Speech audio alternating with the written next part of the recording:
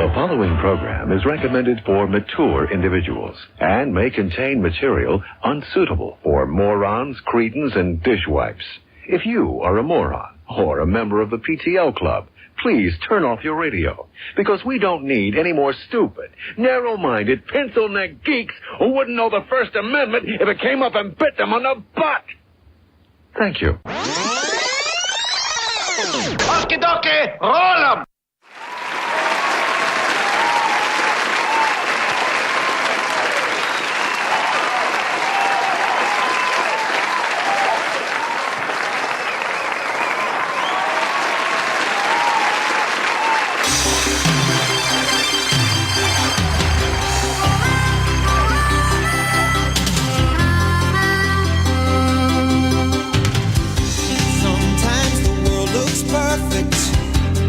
Nothing to rearrange. Sometimes you just get a feeling like you need some kind of change. No matter what. Hey, welcome to the Starting Block for another week. Big show as always. We got story time. We've got on paper victories. We've got more story time. We've got heroes. We've got footy mouth. We've got a quality hot stove. All that and much, much more here on the block.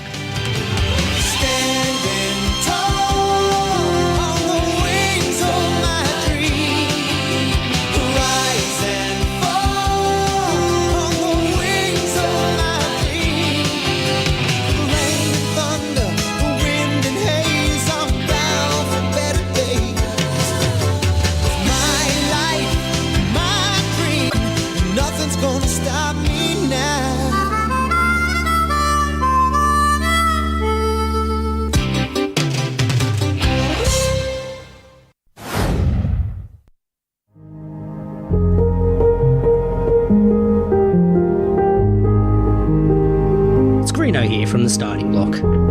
On behalf of the block, we just wanted to let you all know that we're all in this together. Well, except if you have coronavirus, then stay the fuck away. But in every other situation, we're in it together. To all of you on the front lines, those of you turning a footstool, a wok and a pitchfork into a home gym, those of you who have given your housemates a mental breakdown because you decided lockdown was a great time to learn the keyboard and the only thing you can play after 8 weeks is chopsticks over and over and over again. And those of you who are homeschooling and are now understanding the question you used to harass your maths teacher with of, when the fuck are we ever going to need to know this in the real world, is coming back to bite you on the ass. Just remember, like a 1990s Australian sitcom, we're all in this together. The days may be long, but in times like this, you can rest assured we will be here to waste an hour of your week, Friday nights Australian time, at dlive.tv/the Starting Block. So take care, social distance, whack on a mask, and subscribe to our show on iTunes. It may not cure coronavirus, but it sure will help us with our rankings. And isn't that really the most important thing right now?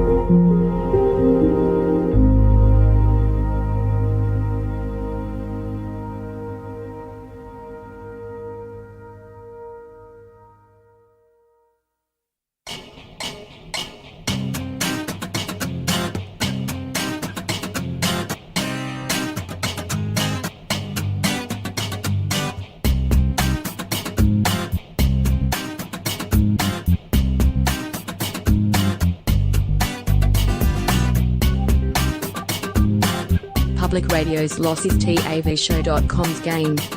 You're listening to The Starting Block. Hey, welcome to the Starting Block for another week. You've got myself, Greeno, and I'm joined by a man who spent the day on the phone trying to get a refund for the upcoming Hall & Oates concert tickets. My Captain Damo, how are we, sir? Very good, Greeno. Good evening to you, boys, girls, listeners, shit blockheads. Yeah, I retweeted that Joe Pesci tweet earlier. Is it Hall getting a restraining order against Oates or Oates getting one against Hall? I don't know. It's Oates. So Oates is the one, Oates is the restrainee. The restrainee, and Hall is the restrainer. Hall's the restrainer. Okay. Yes. So, and then I thought straight away, well, I don't know any of their songs, I don't think. What have they sung? No, you do. 100% you do. That was going to be my next question. Yeah. What is your favourite Hall & Oates song? I don't know which ones are theirs off the top of my head. So, Man Eater? She's a man eater. Whoa, here she comes. Okay, I know that one. All right, what else you got? That's a good one. We've got. Are you reading them up now? Yeah, unless you read them up. Yeah, see, now that's not the point. That's a dick Well, move. because I I'm thought Hall sorry. & Oates was someone different. I thought they were Islands in the Stream, but that was Kenny Rogers and Dolly Parton. That's not them. Oh, wow. That's not even close to being them, is it? Nowhere near. I thought they were a country music band. Because what's that country music band that's named after three guys? I don't know. I don't know country music, sir. Okay. There's one that's just the names of three guys that do a lot of country music song. And so I just assumed when you have you got Simon and Garfunkel, they do like your folk music. Maybe that's who I was confusing them with. I'm thinking a bit more Simon and Garfunkel action than I am. Oh, you can't confuse them with Simon and Garfunkel. Sounds of Silence, Greeno. Yeah. Yeah, no, Sounds of Silence. Yeah, that's they're not Islands in the Stream either. But Cecilia, you're breaking my heart. You're shaking Mrs. my Robinson as well, aren't they? Yeah, here's to you, Mrs. Robinson. Yep. Robinson. Yep. All right. So now, so the segment's about Hall & Oates, and we start singing Simon and Garfunkel songs. Good. That's good. And Islands in the Stream. Islands in the Stream. Rogers, Dolly Parton. God, it's Dolly fucking What did you Parton. saw today? Dolly Parton, 77 years of age. Is she really? Would you still do it? And Would you give her one, Greeno? halftime show.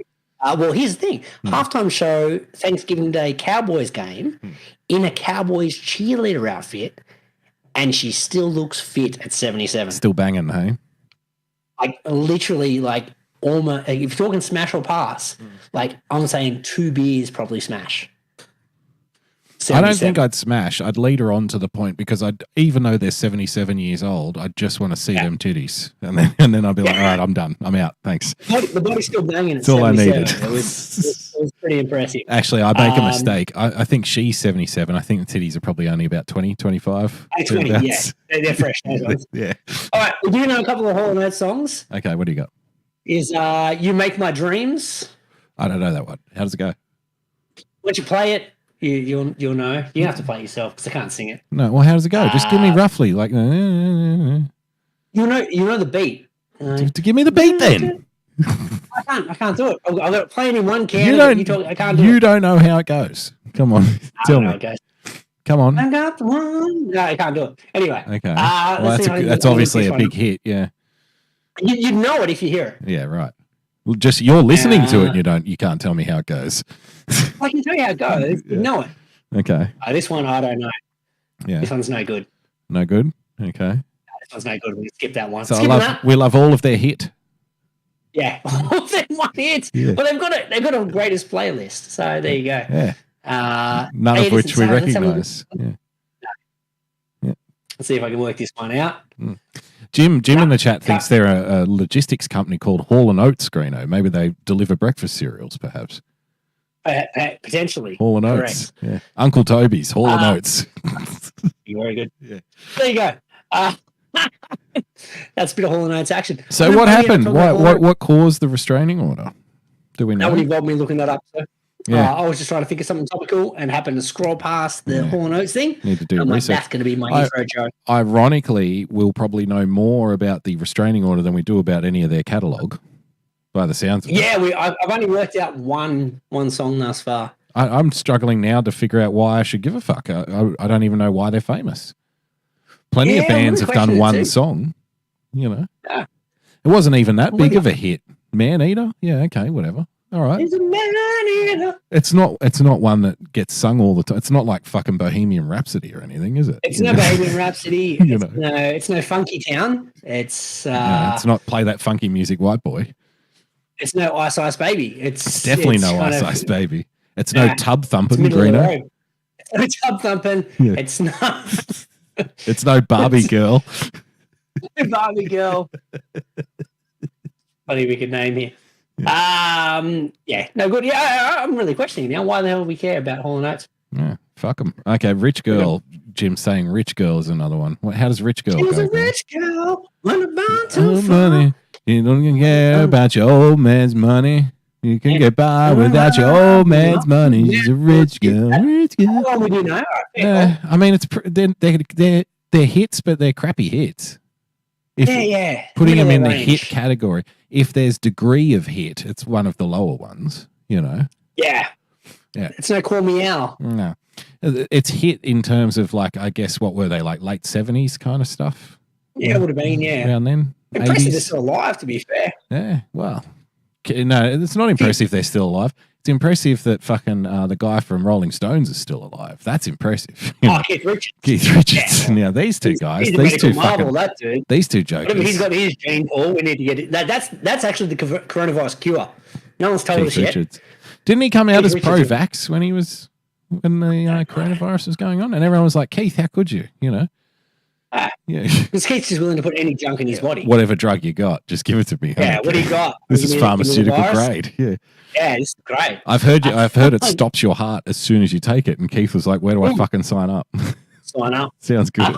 That's all fair. Yeah. Speaking of medical, Damo, a quick story time if I can, sir. Yeah, please. I like stories about pinatas. So we're talking on last week's show. Had to go get some scans done, some old heart checks and whatnot. And concerning in one way, shape, or form, I was meant to get the results last week. Hadn't heard anything. Serious. Okay. That sounds serious. I'm like, that's a concern. But they'd called me and said, we've got a letter to send you. Oh. Can we verify your email address? Oh. And I'm like, okay, no drama. So verify the email address and nothing. Radio silence. Jesus. Check the junk. I'm like, it must have gone in my junk box. No, nothing in the junk box. I'm like, plenty. If I need to like get my dick enlarged, I'm covered. Now, but nothing about the heart. Just to interrupt the story. I like stories about pinatas. So you are running a medical facility and you've got a patient here who's had various tests done for a potential heart problem, and you decide to cause undue angst and anxiety and add added pressure to said heart by delaying the reveal of said results week on end and having radio silence. Good job, everyone. Well done. Nice, Gary. Very good. Yeah, that's like treating someone for obesity and saying, "Have you tried a rib witch?" You know, maybe that'll fix it. That? Yeah, like Krispy Kreme. Yeah, Krispy Kreme. Fucking assholes. So I waited a week because I don't like to be pushy. I'm like, for the most part, I'm uptight in some ways, but I'm also pretty laid back. It's only a heart test. How urgent could it be, Greeno? Yeah, it's not going to kill me. I'm not going to die in a week. So I'm like, don't say that. Don't say that. Fucking whistling past the graveyard, mate. It's not going to kill me. Not knowing my heart results. It's fine. It'll be all right. I can wait a week. Wait a week. They gave me a buzz. I'm like, hey, like you said you sent me a results a week ago. Haven't received shit. Yeah. Like, can you confirm if it was sent? They're like, look, just give us the email and we'll resend it. What? So I'm all right, sweet. All good. So gave me the email. Yeah, and like, you know what? I would start thinking at this point, well, it can't be bad, because if it was bad, you wouldn't just say, well, we'll resend an email. Someone would have fucking called me by now. That was my logic, right? And I'm they like, usually, if I'm dying, yes. They're not delaying sending a letter. They're like, this is lower. Like, we got to deal with these 6 heart attacks waiting to happen over here before we get to old mate. And if it's really bad, what they'll say to you is, they won't even tell you over the phone. They'll say, when can you come in, and do you want to maybe bring your wife with you? That's when you know it's really bad. So the fact that they sent it by email, the fact it's delayed, the fact they had to chase them up means I think I'm pretty good. Yeah. So finally gets them to have a look. All systems go. Everything's all gravy train. So happy days. But then they're like, your calcium score's 1. Now, the gravy train's probably why you're on the heart test in the first place. Heart test in the first place. Too much the gravy train. Yeah. So I had a look. Turns out that's quite good. You know, it's a scale of 0 to 100. 0 means your heart's perfect. 100 means you should have been dead years ago. And I got a score of 1. Oh, so perfect. Like, beautiful. Yeah. Just a little bit of a dribble there in one of the arteries, but nothing to worry about. All systems go. Arterial dribble. Okay. Nice. A little bit of arterial, like a little spittle. You know how you have like a little bit of dribble after a nice meal? Like an old man's little cough up kind of like little dribble over his lip. Just stuck on the little goatee a little bit. Just a little bit of that. That's all there. That's a 1. Or when you accidentally spit when you're talking to someone and it comes through the gap in your teeth or something, you know, when that happens? Yeah, just slight little things. That's all good. So I'm like, well, this is all good. But then I remembered that was one scan. I also had to go to a blood test. But I didn't hear anything about the blood test. Then the next day, get a little message from the GP going, hey, we've got some results. We'd like you to book an appointment. Oh, fuck. Fuck. Hang on. I thought I was in the clear here. You just email me the results. This is not good. This is not good. So anyway, jump on. And they do this thing where, because I had a particular doctor. We had this conversation about 5 months ago where I'm like, I've decided this lady is now my doctor. Yep. Because I hadn't had a doctor in years. I'm like, fuck it. I like this. This lady's fine. I'm locking her in. She's now my doctor. So I went to go in and they're like, we need to book an appointment. So I went to book the appointment online. and I couldn't find the doctor anywhere. What's the go here? Turns out that doctor is no longer there. She's retired. They're at a different medical practice. See, this is the problem. This is why you can't have a doctor. They move around more than fucking Seattle Mariners players, mate. They're in and then they're out. They're gone. Uncle Jerry shipping these fuckers, 100%. Dr. Uncle Jerry DePoto has traded her out. Yeah. So I found out in fucking a bit of a nice Gary situation that she's actually moved from, because I remember this story where I'm like, I can't find a doctor because everyone says we don't take new patients. Yes. So I'm like, how am I meant to find a doctor? I had to go somewhere else. Go to a Turns shaman. out she is now 1 minute from my house at her new medical practice. Oh, nice. Well, that's a fucking nice for the next 6 months anyway, until she moves again. But, yeah. Exactly. Yeah. So I'm like, well, hang on. Well, this is the doctor that, is involved with these tests. I'm not a new patient. Why am I going to have to make an appointment at the old medical practice with a different doctor who didn't order these tests? I have to go see my other doctor. Because money, Greeno. There's money. Yeah. So I'm like, well, hang on. So I booked an appointment in the medical practice that originally the tests were sent to. But then I'm like, well, hang on. I need to go see this other doctor. So I've called the other medical practice. Because she knows my stuff. She knows my sitch. Here's the sitch. I've already established this lady is now my doctor. Yeah. So I want to see her. I'll follow her. I haven't seen her at your medical practice. Yeah. Can we just sort something out here? And they're like, no, what you're going to have to do is you're going to have to call the other medical practice, get them to send that medical practice stuff over to our medical practice before she sees you for your results. So I'm like, well, that seems all like a bit of a pain in the ass. But and why are you doing this? This sounds like admin work that the fucking medical joint should be doing. Hey, do you want my business? Do you want my business or not? You put in a call to the fucking other. They're not taking new patients. Fuck you, not taking new patients. I'm not a new patient, though. I'm an old patient. Well, yeah, that's my point. I've been a patient for a long time. Okay. Well, not really. One appointment. Been a patient since I was born, though. I've been a patient everywhere I've been. In some way, shape, or form. Every doctor I've been to. So I'm like, okay, this is all good. I can get them to send it over. This won't be too hard. So I call original medical practice. Yeah. And I'm like, hey, here's the sitch. I've got test results that are with you, but the doctor that ordered those tests is no longer with you. Can you send those results to their new practice? And she's like, well, we can, but there's a fee. I beg your pardon. What do you mean? What do you mean there's a fee? A fee for sending an email? She's like, yeah, because what we do is we don't actually send it as an email. What we do is we download it into a disk, and then we send that disk to the new medical practice, and they can upload it in their kind of thing. What are you? Can you send the leeches over as well while you're at it, please, and the garlic? So I said to him, I'm like, I said that costs $50. He's like, yeah, it's $50. I'll pick it up for nothing. How about that? No, hear me out. You want me to finish my story, bro? So I was like, okay, no. All right, let's forget that because maybe there's a fee for the disc. I said, I don't care about my records. All I need is one blood test result. I'm like, can I get the blood test result? And she's like, yeah. I said, if I physically come pick up the blood test result, will you charge me $50? And she's like, well, no. And I'm like, so I can come and collect the result and not pay the $50 and take that to the new medical practice? It's like, yeah. I'm like, sweet. Well, I'll see you in 5 minutes. Nice, Gary! Then the lady's like, let me just check. What's your name? So I gave her my name. And she's like, oh, you've only been here a couple of times. I'm like, yeah. And she's like, oh, there's only like two or three pages of medical records here. I'm like, yeah, I know. I said, how many of those pages is the blood test? She's like, 2. I'm like, exactly. Yeah. And I'm like, that's why I'm not paying $50. And she's like, it was almost that scene from Beverly Hills Cop where she's like, you just take the bananas. She ended up caving and she's like, I'll just print off your whole record for you, sir. Come and collect it. Hey, nice, Gary. That's a nice little Gary there is some common sense out there. You got a good one because I reckon 9 people out of 10 who work in those admin jobs, they just follow procedure. And 9 out of 10 would have said, I'm sorry, that's our policy. There's nothing I can do. We actually can't hand over the records to you physically, sir. And my records, my test. Yeah. Well, yeah. I didn't trust them to send it to the new medical practice. I'm like, if I physically have it, I can just rock up on Sunday with my appointment and go, hey, here's the fucking results. Let's just run through. Let's do this. Yeah. So that brings me to the next part of the story. Another story. So I like stories about pinatas. Here, and I'm looking through the blood test results, which is always a dangerous situation. Yeah. Because I'm like, well, there's a reason they've asked me to come in. Something's not right here. But there's a lot of big words. It's not going to be easily explained, I don't think. Well, you got to remember, I've worked in like a medical insurance industry for the better part of 15 years. Of course you have, yeah. So I know which bits I can ignore, which bits I probably need to read. So I go to the bits where I feel like I need to read. I'm like, okay, well, this is something here. And then one thing says, refer for genetic testing, which is a bit of a fucking red flag. We're going to find out who your mummy and daddy is finally. Nice, Gary. Nice, Gary. For that. But the other thing is, so I'm looking up this other thing, and it's like, okay, heightened levels of a particular type of cholesterol. So I'm like, okay, well, let's find out what that situation is. And that's the basis of the proposal genetic testing. I ain't paying for no genetic testing because I know how much that shit costs. Okay. It's stupid. Let's slow down for a second.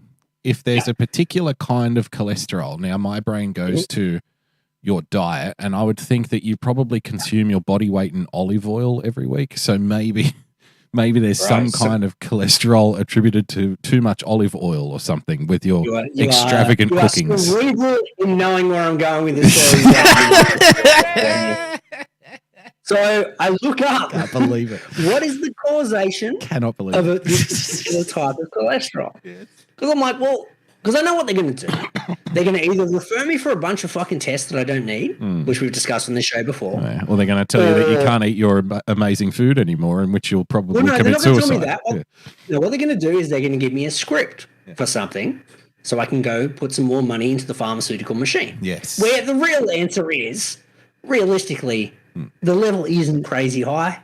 Cut back on the red meat. Yeah. I can probably fix it with alterations to my particular diet. Now, I looked at what is the causation of a higher level of this particular cholesterol, and I'm like, no, not that, not that, not that, not that. Oh, Jesus. Okay, not that, not that. Only thing I ticked the box for was probably excessive consumption of alcohol. Right. You don't drink that much, though. Do you? I drink a huge amount, but I drink enough where it's like, look, there's ways I could cut that back. God, I must be right off the scale then. Oh, you must be off the scale. Don't ever get a blood test, bro. That'll fix it. Don't get tested. Yeah, exactly. So I've looked at that, and I know already what this doctor is going to say on Sunday. Yeah. So I've taken some preemptive measures and spent the last 3 days on a bender.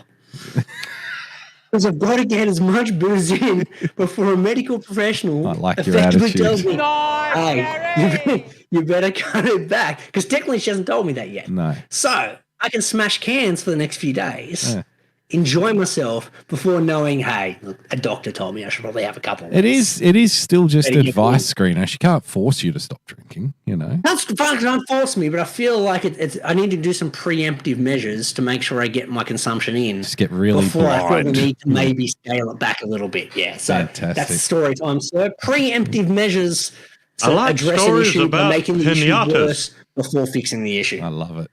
Fantastic. It's kind of like if someone goes, hey, like you need to quit smoking. So I'll go out and smoke a deck. Yeah. Smoke a deck a day till then. You do 3 packs a day, you know what I mean? So that's get the most out of it. Yeah. Bit of preemptive story time there, sir. Yeah, well done. I like the way your mind works. Yeah. I'll tell you who's you'd almost prefer it would be an olive oil cholesterol, wouldn't you? It would be like, well, I'll just use butter instead. You know?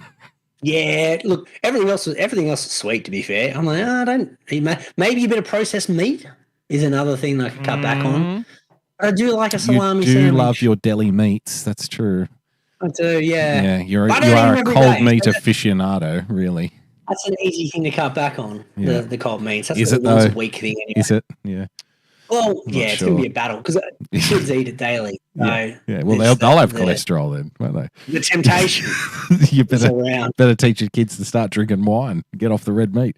Get off the deli meats. That's good news, Damo. Yeah. The way to fix it, lots of fish and red wine.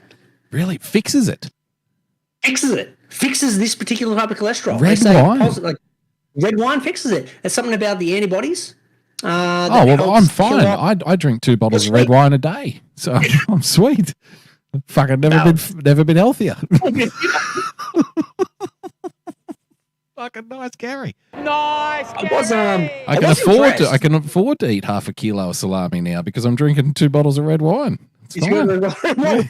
Salami. I think that's how it works. Cool. Yeah. Everything balances. Checks and balances. Yeah. I was impressed that the fucking 15 years of smoking a pack a day somehow didn't cause crazy amount of damage to my heart in Nothing any way, wrong shape, in or there. form. Nothing in there. Yeah. Nothing wrong. The 15 years kind of fixed, like the 15 years of not smoking compared to it.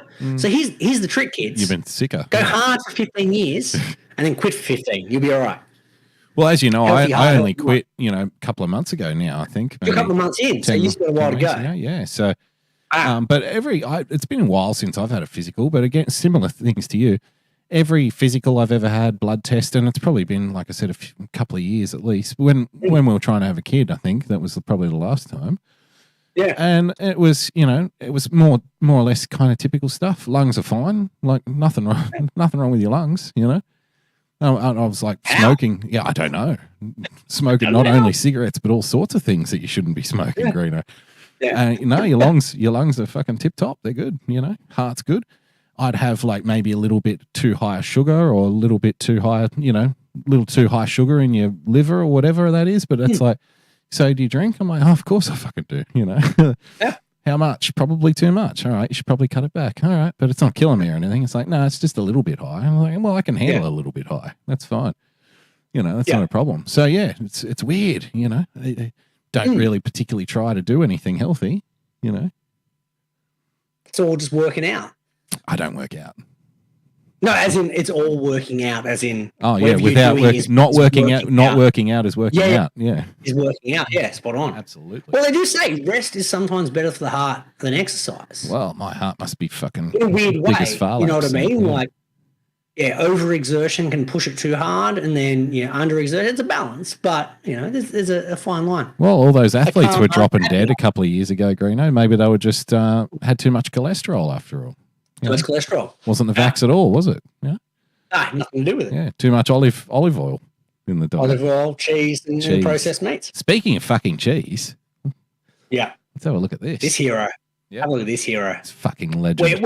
We are almost for a while there. Remember we were with the official show of the Golden Girls. Yes. And we moved on to something else. Something for the last probably 6 months. We've been the official podcast of cheese. Cheese lovers. The cheese lovers. The International Cheese Lovers Association, unofficial cheese lovers. You want to listen to a podcast that talks about cheese way too frequently? This is the one for you.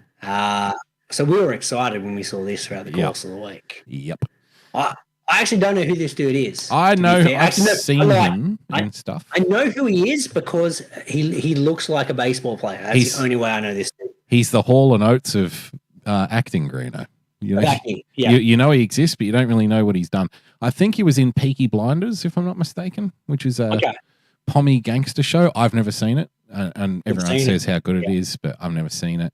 I've seen it. He's in Oppenheimer, I think, which is the new. Haven't seen it. New movie out. Yeah, it's the big kind of depressing movie, isn't it? About the nukes, Greeno. About bombing the shit out of the Japs in World War II.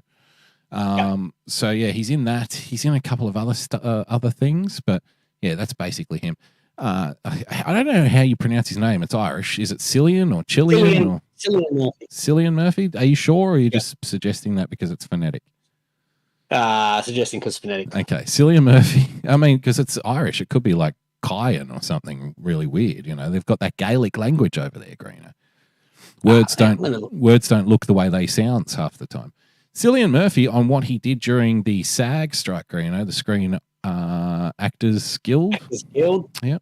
I've been sitting at home. The most pointless strike in history, I've come to realize. Did anyone notice?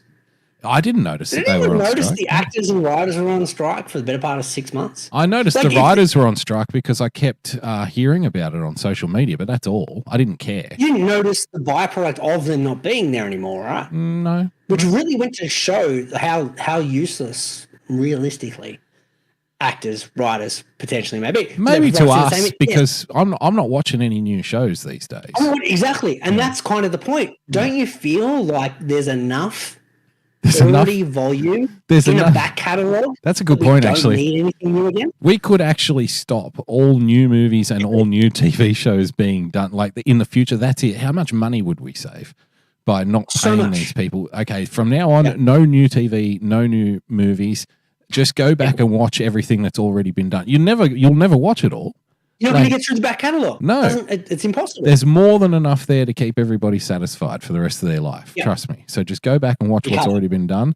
And everything that's now, been written has already been done. That's it. There's nothing new anymore. No, that's true. Everything's just a reimagining or a rewriting. It wasn't even a writer's strike. It was a rewriter's strike, Greeno. They're taking shows and rewriting it. So if we bring that policy in, then everybody could stay home all day eating cheese, Greeno, like Cillian Murphy did when he was on strike. I've been sitting at home, Greeno, eating cheese. Nice, Gary. Just eating He's cheese. done it right. Yeah.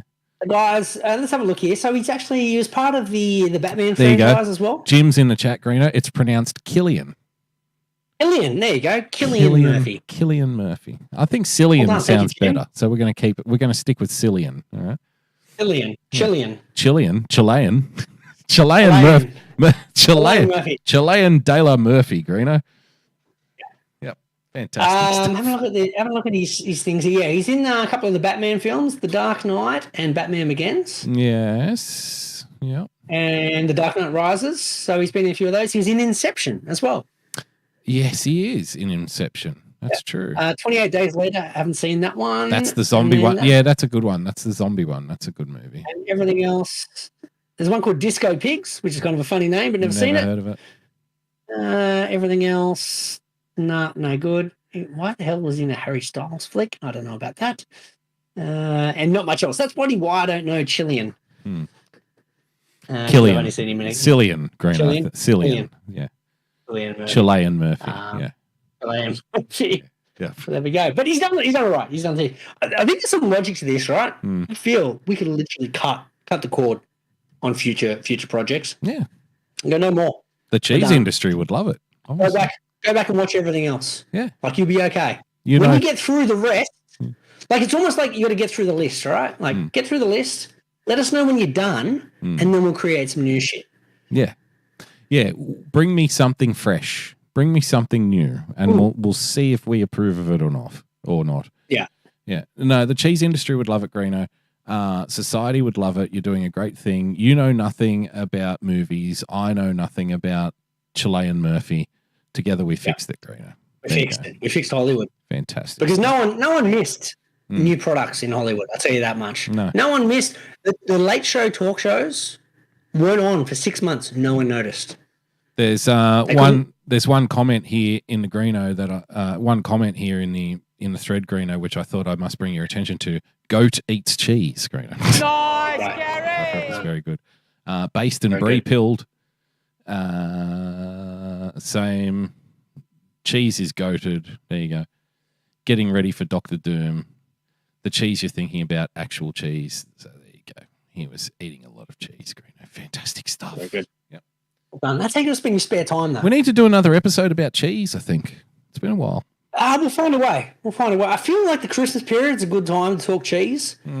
Just the simple fact that you normally get a bit more of a charcuterie board around that time. It's true. There's a lot more, and then you generally explore the cheese aisle more frequently than you normally would, or even more than we normally would to begin with. Cost of living now, though. I used to love getting my little Dutch cheeses and stuff. You know, those little soft ones with the wax on them. Yeah. 100 grams, yeah. Oh, it's fucking ridiculous. Like literally like $20 for 100 grams of fucking cheese. Yeah. You know? Yeah. I'm not paying. There was a particular It'd be cheaper to buy a fucking cow and make it myself, I think. Make your own cheese at this point. Yeah. There was a particular, I forget what dish it was I made. It was it involved a lot of cheese, obviously, and I had to buy a particular brand. I think it might have been a Gruyere. I didn't need a lot of Gruyere. I needed like 100 grams of Gruyere. So I went in assuming maybe $4 or $5. Similar to what you just pointed out there, $20, 100 grams of Gruyere. I'm like, this is $200 a kilo. This is ridiculous. Yep. But I needed it for the recipe. So I'm like, I bought 20. We'll be happy about it. People say the cost of you see a lot of garbage on TV. Actually, what I've noticed is a lot the SAG strike or whatever. The media, politicians, etc. The last thing they want to do is talk about the cost of living for the average person. Because if you think about it, there's like, and it's sport, it's everything, right?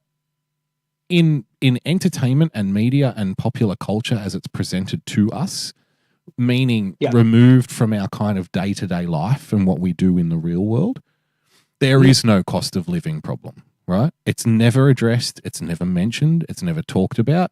It's like, hey, look, it's a new movie. Hey, a new album. Hey, the new Formula One race. Hey, the new basketball season. Like, it's just, there is no cost of living issue at all. I saw a post the other day on Twitter, and she was right. A lady went to Coles, and she was trying to buy, like, build your own sandwich at lunch, when you're in the office kind of thing. So she bought a loaf of bread, 100 grams of ham, and some cheese singles or something. Cost her $15 or $16. I saw that picture. Yeah, it was something ridiculous. It was ham, cheese, bread. That was it. Bread, and it was $20. Nearly $20. I went to the shop earlier because I was going to make some pasta sauce, and I didn't have any onions and I didn't have any mushrooms. So I bought a wee little bag of onions with like 5 onions in it or something, and a little handful of mushrooms, and it was $8, Greeno. That's insane. $8. It's highway robbery. Yeah, for onions and mushrooms. Mushrooms literally grow in dirt and shit. Like it's a fungus. It's not, you know what I mean? It's trash. Mushrooms are basically Mother Nature's fucking cockroach. It's weeds. It's 100% weeds. It's fungus. It's shit, right? Yeah. Onions you can grow on the fucking moon, I think, Onions grow anywhere. You don't have to put a lot of work into onions. Onions, you used to be able to buy a bag of 400 for $1.80. you could fill the back of the ute up with onions, Greeno, for $1.80. And it was a gold coin donation. Yeah, it was almost a charity event to buy onions. Onion rings are literally garbage when you buy them at Burger King or whatever. They are so I make cheap. a good onion ring though. Yeah, a good onion ring is hard. I haven't made them onion rings yet, have I? That might be the next Lunch of Legends when you're down my joint. Right, but you used to be able to buy onion rings for like $1 as well. $1? It's like $10 for onion rings. $50, $200 for a bag of onion rings, Greeno. It's fucking nuts out there. So, oh God, yeah, onions and mushrooms. Because how often do you buy just 2 things? I think that's why I noticed. Because how often do you just go and buy 2 simple things? You don't. Yeah. You buy a whole groceries, and then when it's hundreds of dollars, you're not really counting the cents. Just look at it as byproduct. I'm kind of the person, me. I'm always like, let's have a look at the finer details. And when I buy it myself, because I kind of know, I can kind of gauge how much my basket's going to cost or my trolley's going to cost. But when I send my wife to do the groceries, so my wife done the groceries earlier today, and I wrote a list. It was a very small list. I'm like, look, I wrote an entire menu where every meal was less than 5 ingredients. Yeah. For an entire that's week. Small for you. That's very. Yeah, it was. Yeah, that's slumming it. I'm trying to, because we spent a whole bunch of money on Christmas shit. So I was like, all right, this week we're tightening the bow, but every dish less than 5 ingredients. Yeah. So I looked at the list. I'm like, there's nothing on this. Like, this is going to cost like $120. We're cruising. Oh. She came back and did not go outside of the shopping list bar like 1 or 2 items, nothing massive. Yep.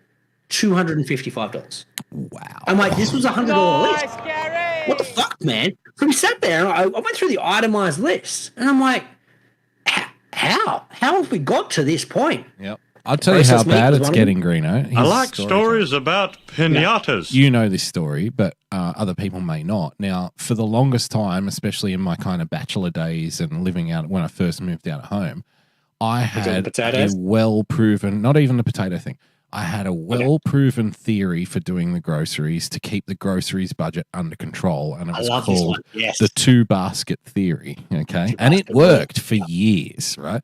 Yeah. So this theory goes, those little baskets that they have at the front of the shops, and they let you borrow them, so you don't have to take a whole trolley around. Because I hate pushing a trolley around. I'm not going to do it. I'm not a fan of the trolley. So I get 2 of those baskets, 1 in each. Can I interrupt your story for a sec? Yeah. I like the trolley as an adult because I get to like jump up. I still act like a kid. Jump up on the trolley. Yeah. I can ride the trolley around, race down the aisles as fast as humanly possible, trying to kill some elderly women. Crash your old ladies. Still have to do it. Like, just it's a byproduct. So that's why I do like the trolley, but I understand your rationale behind the 2-basket theory. The 2-basket theory, we pick up 1 basket in each hand, and whatever does not fit in 2 baskets, I don't buy. And that's a way of keeping the budget under control, because if you pack it properly, okay, you got your loaf of bread, you got your milk, you're already taking up like a third of one basket there already, okay? The meat you can stack up, so you can flat pack the meat, you know, so you can get 6, 7, 8, 9, 10 packets of meat in there, no problem, right? And your bag of chips, they take up room. So are you going to get a bag of chips, or are you going to get like those popcorn ones, which are really thin that you can fold in there, and then, you know, they'll fit in the basket. You'll eventually come away and it's not going to cost you an arm and a leg. It'll keep you under budget. That no longer applies. The 2 basket theory will cost you $300. Yeah, it's ridiculous. So now we're down to a 1 basket theory, Greeno.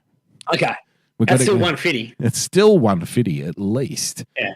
But hey, that's the only way to keep on top of it. And now I've got a kid, you know, seeing what makes it all worthwhile, Greeno, is seeing the look in my kid's eyes when I have to tell her she needs to go hungry tonight, because I only had room for the milk, the bread, and the potato chips. And sorry, kid, I couldn't fit any baby formula in there. You can't fold a can of baby formula, Greeno, you know. That doesn't work. And then at that point, you got to start explaining it in a more logical sense as well, going, look, kid, you start to put a bit of put around the lummox. We're going to have to cut back meals to 1 every 2 days. Look, I'd get you a bag of onions, but they cost me an arm and a fucking leg. Too much. Yeah, too expensive. 100%. I'll have to teach you how to grow your own onions, I think. Yeah. Yep. Well, that's a part of the byproduct of why we end up like, because you've been doing this for quite a while now.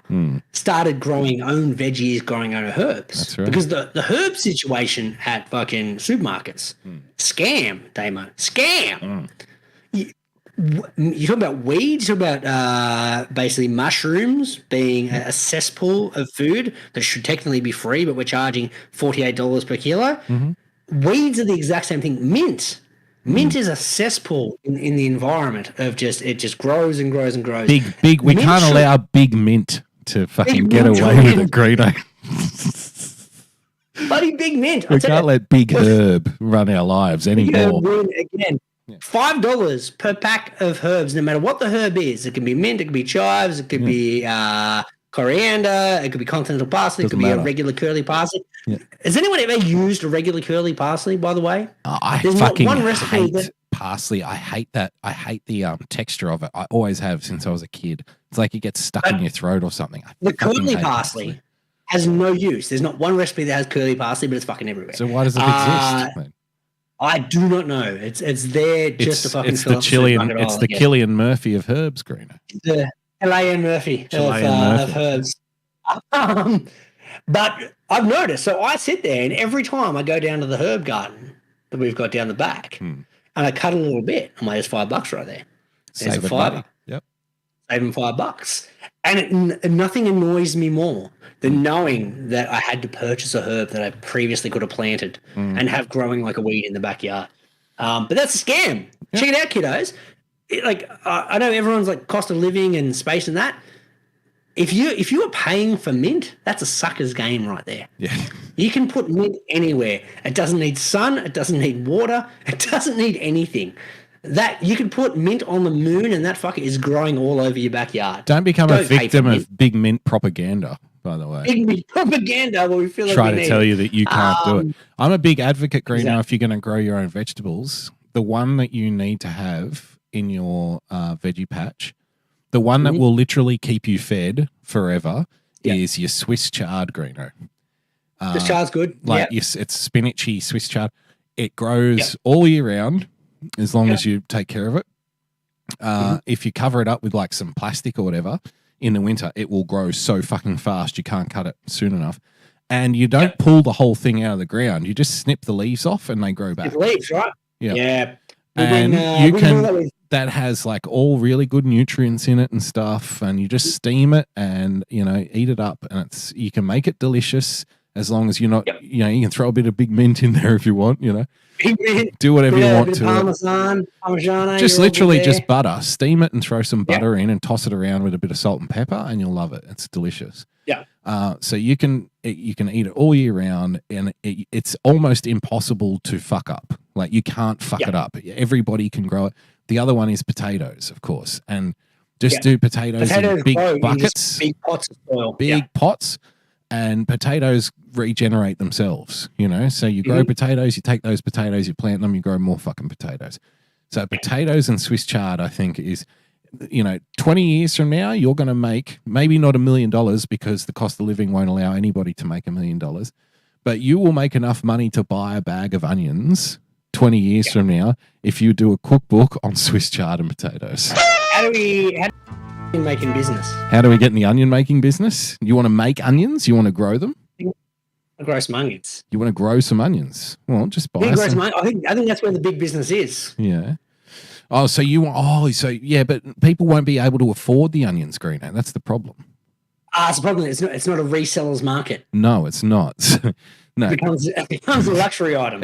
Well, I mean, you're going to have to grow like gold star, five gold star onions and only sell them to Leonardo DiCaprio.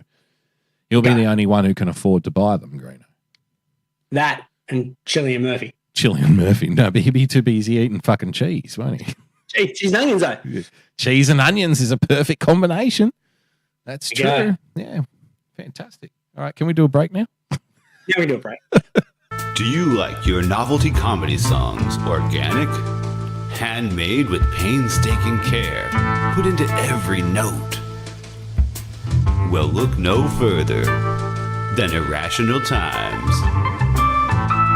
Using only the finest instruments to create an experience that your ears will thank you for later, Irrational Times attempts to elevate the whimsy to a desirable level.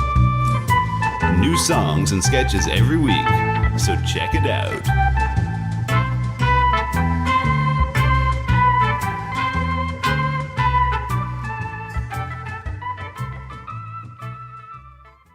There's a place that we can go to watch old things.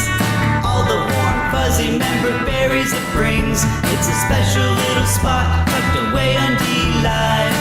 Enjoy the joy of Pessy. Campy old movies and old cartoons. We hope to see you over there very soon. It's our special little spot tucked away on D-Live. Enjoy the joy of Pessy.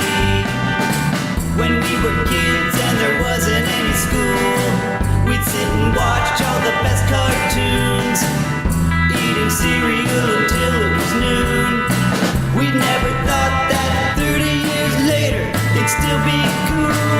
Saturday night and cheesy movies, the ones that used to show us boobies. It's our special little spot tucked away on D-Live. Enjoy the joy of Pessy. Enjoy the joy of Pessy. Enjoy the joy of Pessy.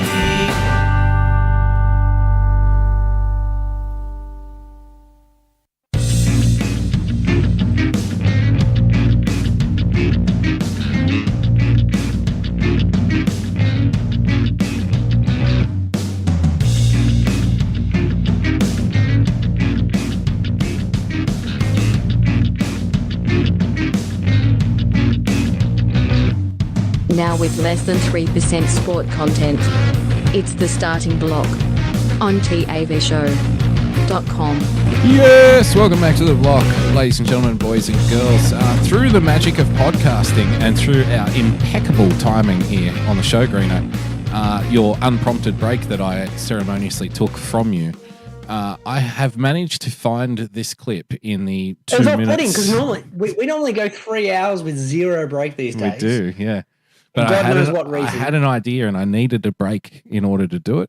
So it shocked me. It shocked me. I heard the buzzer. I'm like, he's pressed the wrong button. No. And I'm like, I don't think he intended to go to a break there. My bad. I did intend, but that's okay. It's all right. It bought me a little more time to think about it because YouTube has its faults. It has its downsides, but there's still so much we can get out of it. I think that we have found the answer to our questions, Greeno, our many questions. We are now derailing this show into a discussion about cheese, but since we were also talking about the cost of living, Greeno, I have found this video. It's called Expired Milk Turned into Free Food, How to Make Farmer's Cheese at Home, Greeno. Expired milk. What's a farmer's cheese? Though? I don't know what. I guess it's made out of expired milk, Greeno. I feel like it's a ricotta kind of situation, perhaps. Well, we're going to find out, aren't we? We're going to watch. Let's have a look. Well, this is 16 minutes. We're not going to watch 16 minutes of the clip. We might. It might be good enough to. What else are we going to do? Nah. What else are we going to do?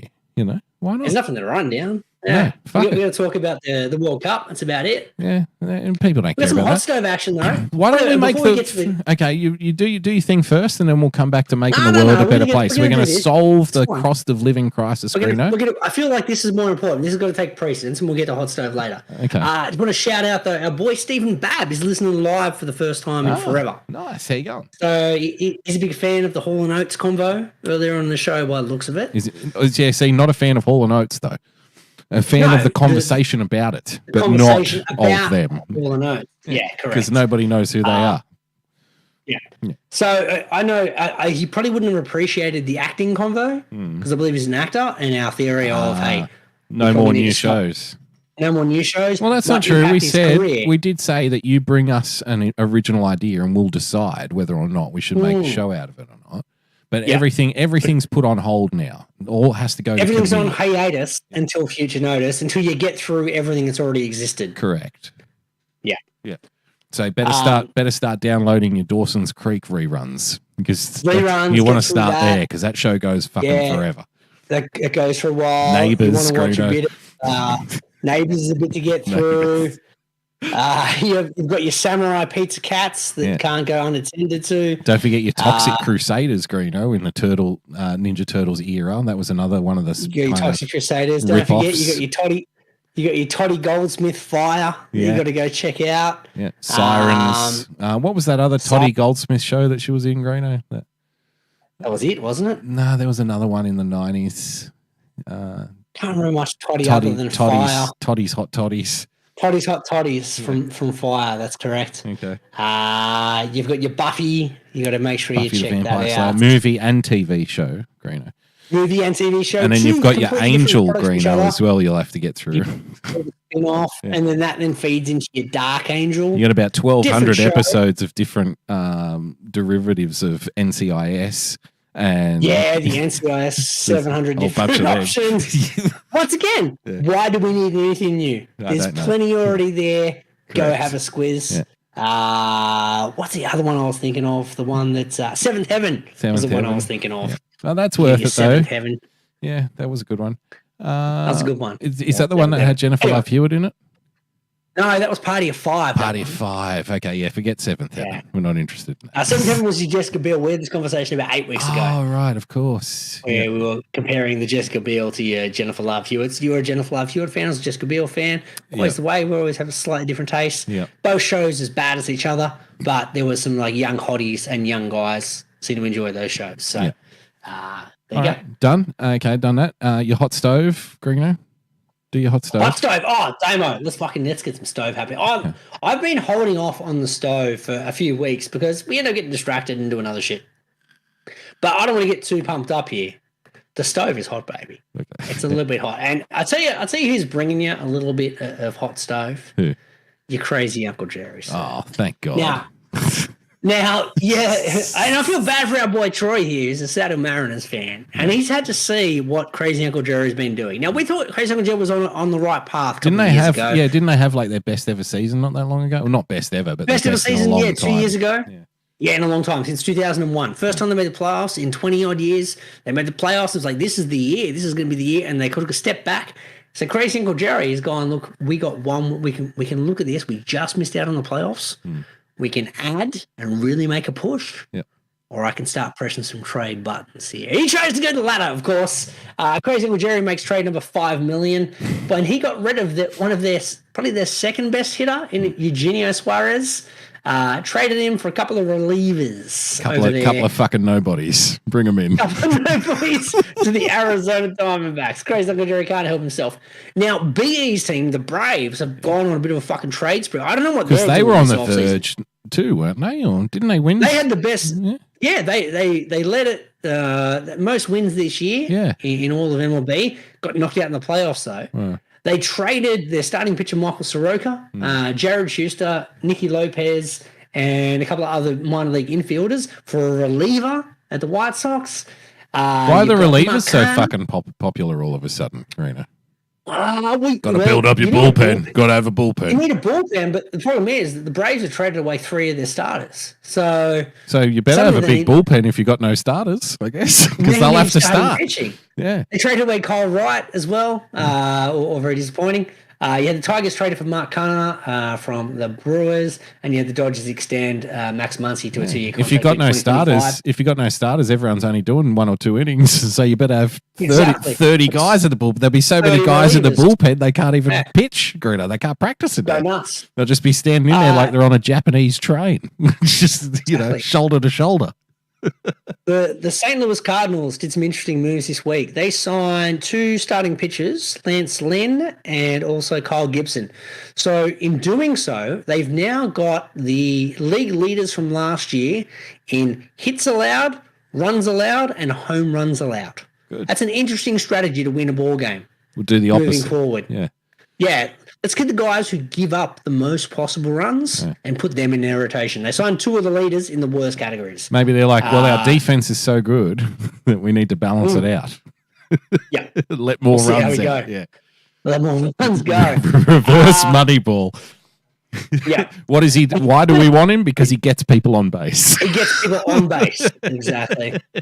You also had He lets Aaron in Nola. runs. That's why.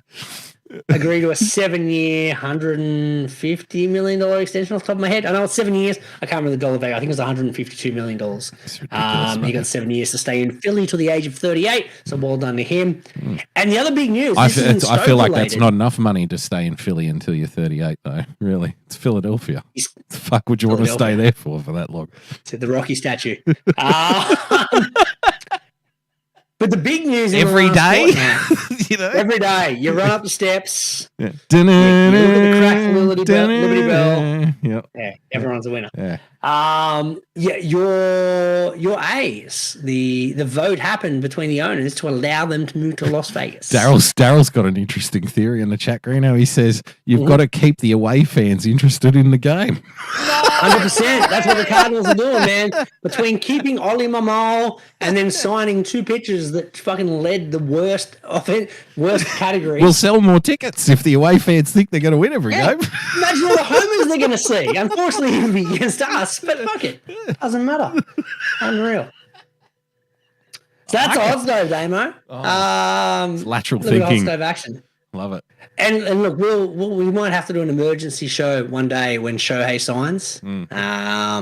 That's still TBD. Jim put something in the Discord about Shohei. He did about Shohei, correct? Yeah. Should we have a quick look? I think we should have a quick look. Yeah, have a good look. Yeah, Jim always puts some quality stuff in the chat, and we always forget. What's up, everybody? It does go for 10 minutes, though. Pitching Ninja, and I'm here. Yeah, we're not going to watch 10 minutes. We've got 16 minutes of cheese making videos to get through, Greeno. Cheese making videos, Jim. We can't cover both. Got today. So these are the highlights of Shohei's season, which I think we might have covered throughout the course of the year. But this is pretty cool. Not just the MVP, but the MVP is social media as well. And I think there's a lot we can show the fans that Shohei does on the field. Okay, show the fans. Pitching Ninja Award for friendliest out. Now look at this. Kyle Tucker running down first base. Shohei's like, give it up. Little fiber action there. I really like the just look in the eyes of. It's okay. Stop running. Right, man. Yeah. We're good. Yeah. Yeah, it kind of reminds me of last year. He did the almost the alien redirect to the dugout. This time it's like, I got you. Next, we're going to go in another friendly award. We've got our. He's got charisma for a Japanese guy, doesn't he? Yeah, he's good. Well, I think I watched the doco on like, Netflix throughout the course of the week.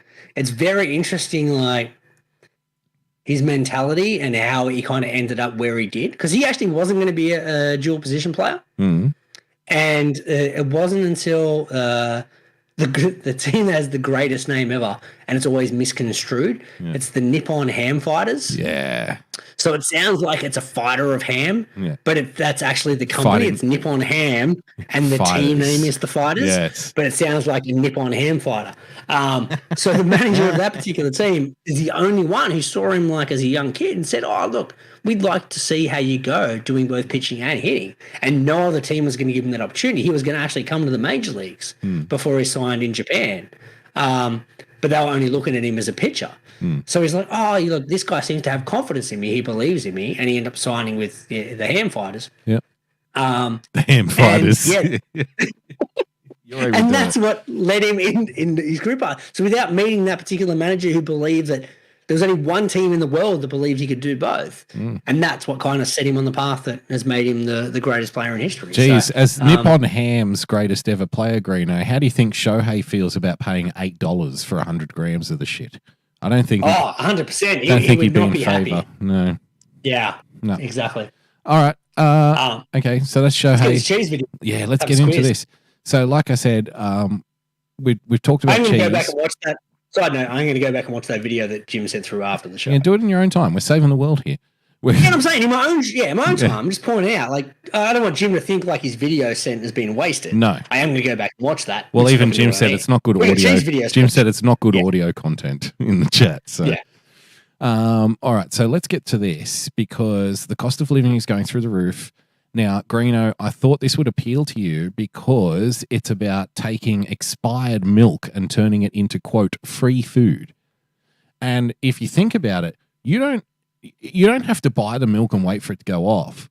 The supermarket will throw out expired milk. So you just got to be hanging. Freebies here. You got to be hanging around the bins, you know? They don't sell all the milk. Loiter outside the shops and wait for the expired milk to go in the bin. That's when you pick it up and you're on your way to fucking Cheese Town, apparently. Sell it back to the supermarket. Sell it back. Tyler Durden style, Greeno, from Fight Club. 100% Tyler Durden style. Okay, so let's have a look. How do we make free food out of off milk? Today, we are not wasting milk. Good.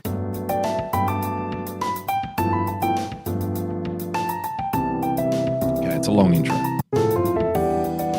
This is the stuff we need. This is once stuff. Again, we probably need to narrate this a little bit because once again, this is a podcast. So the dude's just cleaned a skillet. He's put a little bit of butter on it. Well, that's just I think this is just his intro video. This is like his channel's intro video. It's called Self-Serving Skillet. Yeah. I think it's called Self-Serving Skillet. Oh, really? That was his intro. Presents. I think he's doing something. No, Self-Serving Skillet presents. Well, that's a waste of 24 seconds. The date on milk, ? Okay, so let's have a look. All right. Milk. This section is called Milk Rant. Okay, so I want to see a rant. We need a milk rant? Let's have a look. It's pretty self-evident, isn't it? It's, if it smells funny, don't fucking drink it anymore. You'd think it'd be that obvious, but it's not for a lot of people. Okay. I'm not a smell. I have to taste it. I don't trust my sense of smell. I only know because the only time I drink milk is when it's in my coffee. Yeah. And I froth up my coffee with you wouldn't know if it's off or not. Yeah. You just be like, oh, the coffee's bitter. You know. No, I know it's off because the milk goes fucking lumpy when you heat it up. Ah, yeah, that's true. I know straight away when the milk's that's really off, though. That's like really bad. No, this is like before the expiry date. I can tell. If you open the milk from the seal, it's already turning into cheese. 5 days. Yeah, it's pretty much cheese already. It's already lumpy. I've done half the work. Anyway. They're used by date, and I don't want to waste it, so let's make some cheese. Okay. Alongside this date on my phone. What's he doing? Showing the date. Okay. That's an 11-day out of date milk. That's old milk, man. 11 days. That's very old. I'm concerned about the safety of this particular cheese he's about to produce. I'm concerned why he still has milk in his fridge that's 11 days past use by date. You know, how did it get in? Did it get pushed to the back of the fridge and no one noticed it? It's a big bottle of milk. It's a huge bottle of milk. So it's like 9 days past. Looks like a bottle of bleach. Let's talk about. Okay, so it's 9 days past. Why milk goes bad and. Okay, he put bad in like the air quotes. Why milk goes bad, quote unquote. What does because if you drink it, you're going to be sick. That's why it's bad. Physically, violently ill. Yeah. Vomiting and shitting. Yeah. In unhealthy ways. That's why it's inverted commas bad. So they say, Greeno. So first of all, 9 days past. It's got a good pong on it. Test of whether milk is good or not should be your nose. And that goes for most things, right? 9 days past. Doing a sip. This is good milk. Because it hasn't been opened. It hasn't had air in it. So let's put this out to listeners. If anyone's just sitting there and try and get some 9-day-old milk and go, old mate on the internet told me it's sweet. It's after 9 days. This is still like cryogenically sealed. Like it's not cryogenically sealed. Okay, it wasn't done in a lab. It's literally it hasn't been opened before, so no air's got in this. If you've opened this milk and closed the lid again, I guarantee this fucker is not drinking it. It's like wine. Once you let air get through the cork, you're fucked. It turns into vinegar. It's no good. Okay. Yeah. Are we sure that this was a fresh? I need to check now. Did he crack that little seal there, or is it already? I could see a gap there between the seal and the lid, Greeno. I don't know. My milk goes bad. It looks like it's been cracked, that seal. I'm telling you. And what this label means. So first of all, 9 days passed. Okay. The ultimate test of whether milk is good or not should be your nose. Jim said it's also pasteurized, Greeno. Don't forget that. Yeah. Unless you're one of those raw milk guys. I was drinking raw milk for a long time. Really? Yeah. Where do you get raw milk from? Oh, you can buy it like full cream, and it's got the layer of fucking cream on top of it, and it's unpasteurized and stuff. It's really good. Okay. And it's a different level of creamy. But then I developed a lactose intolerance, Greeno. Nice, Gary! That goes for most things, right? 9 days passed. This is good milk. I have an open gallon of this in my fridge, and I've been eating a lot of cereal because this is free milk. Free milk, Greeno. It's free because you didn't pay well. Free milk.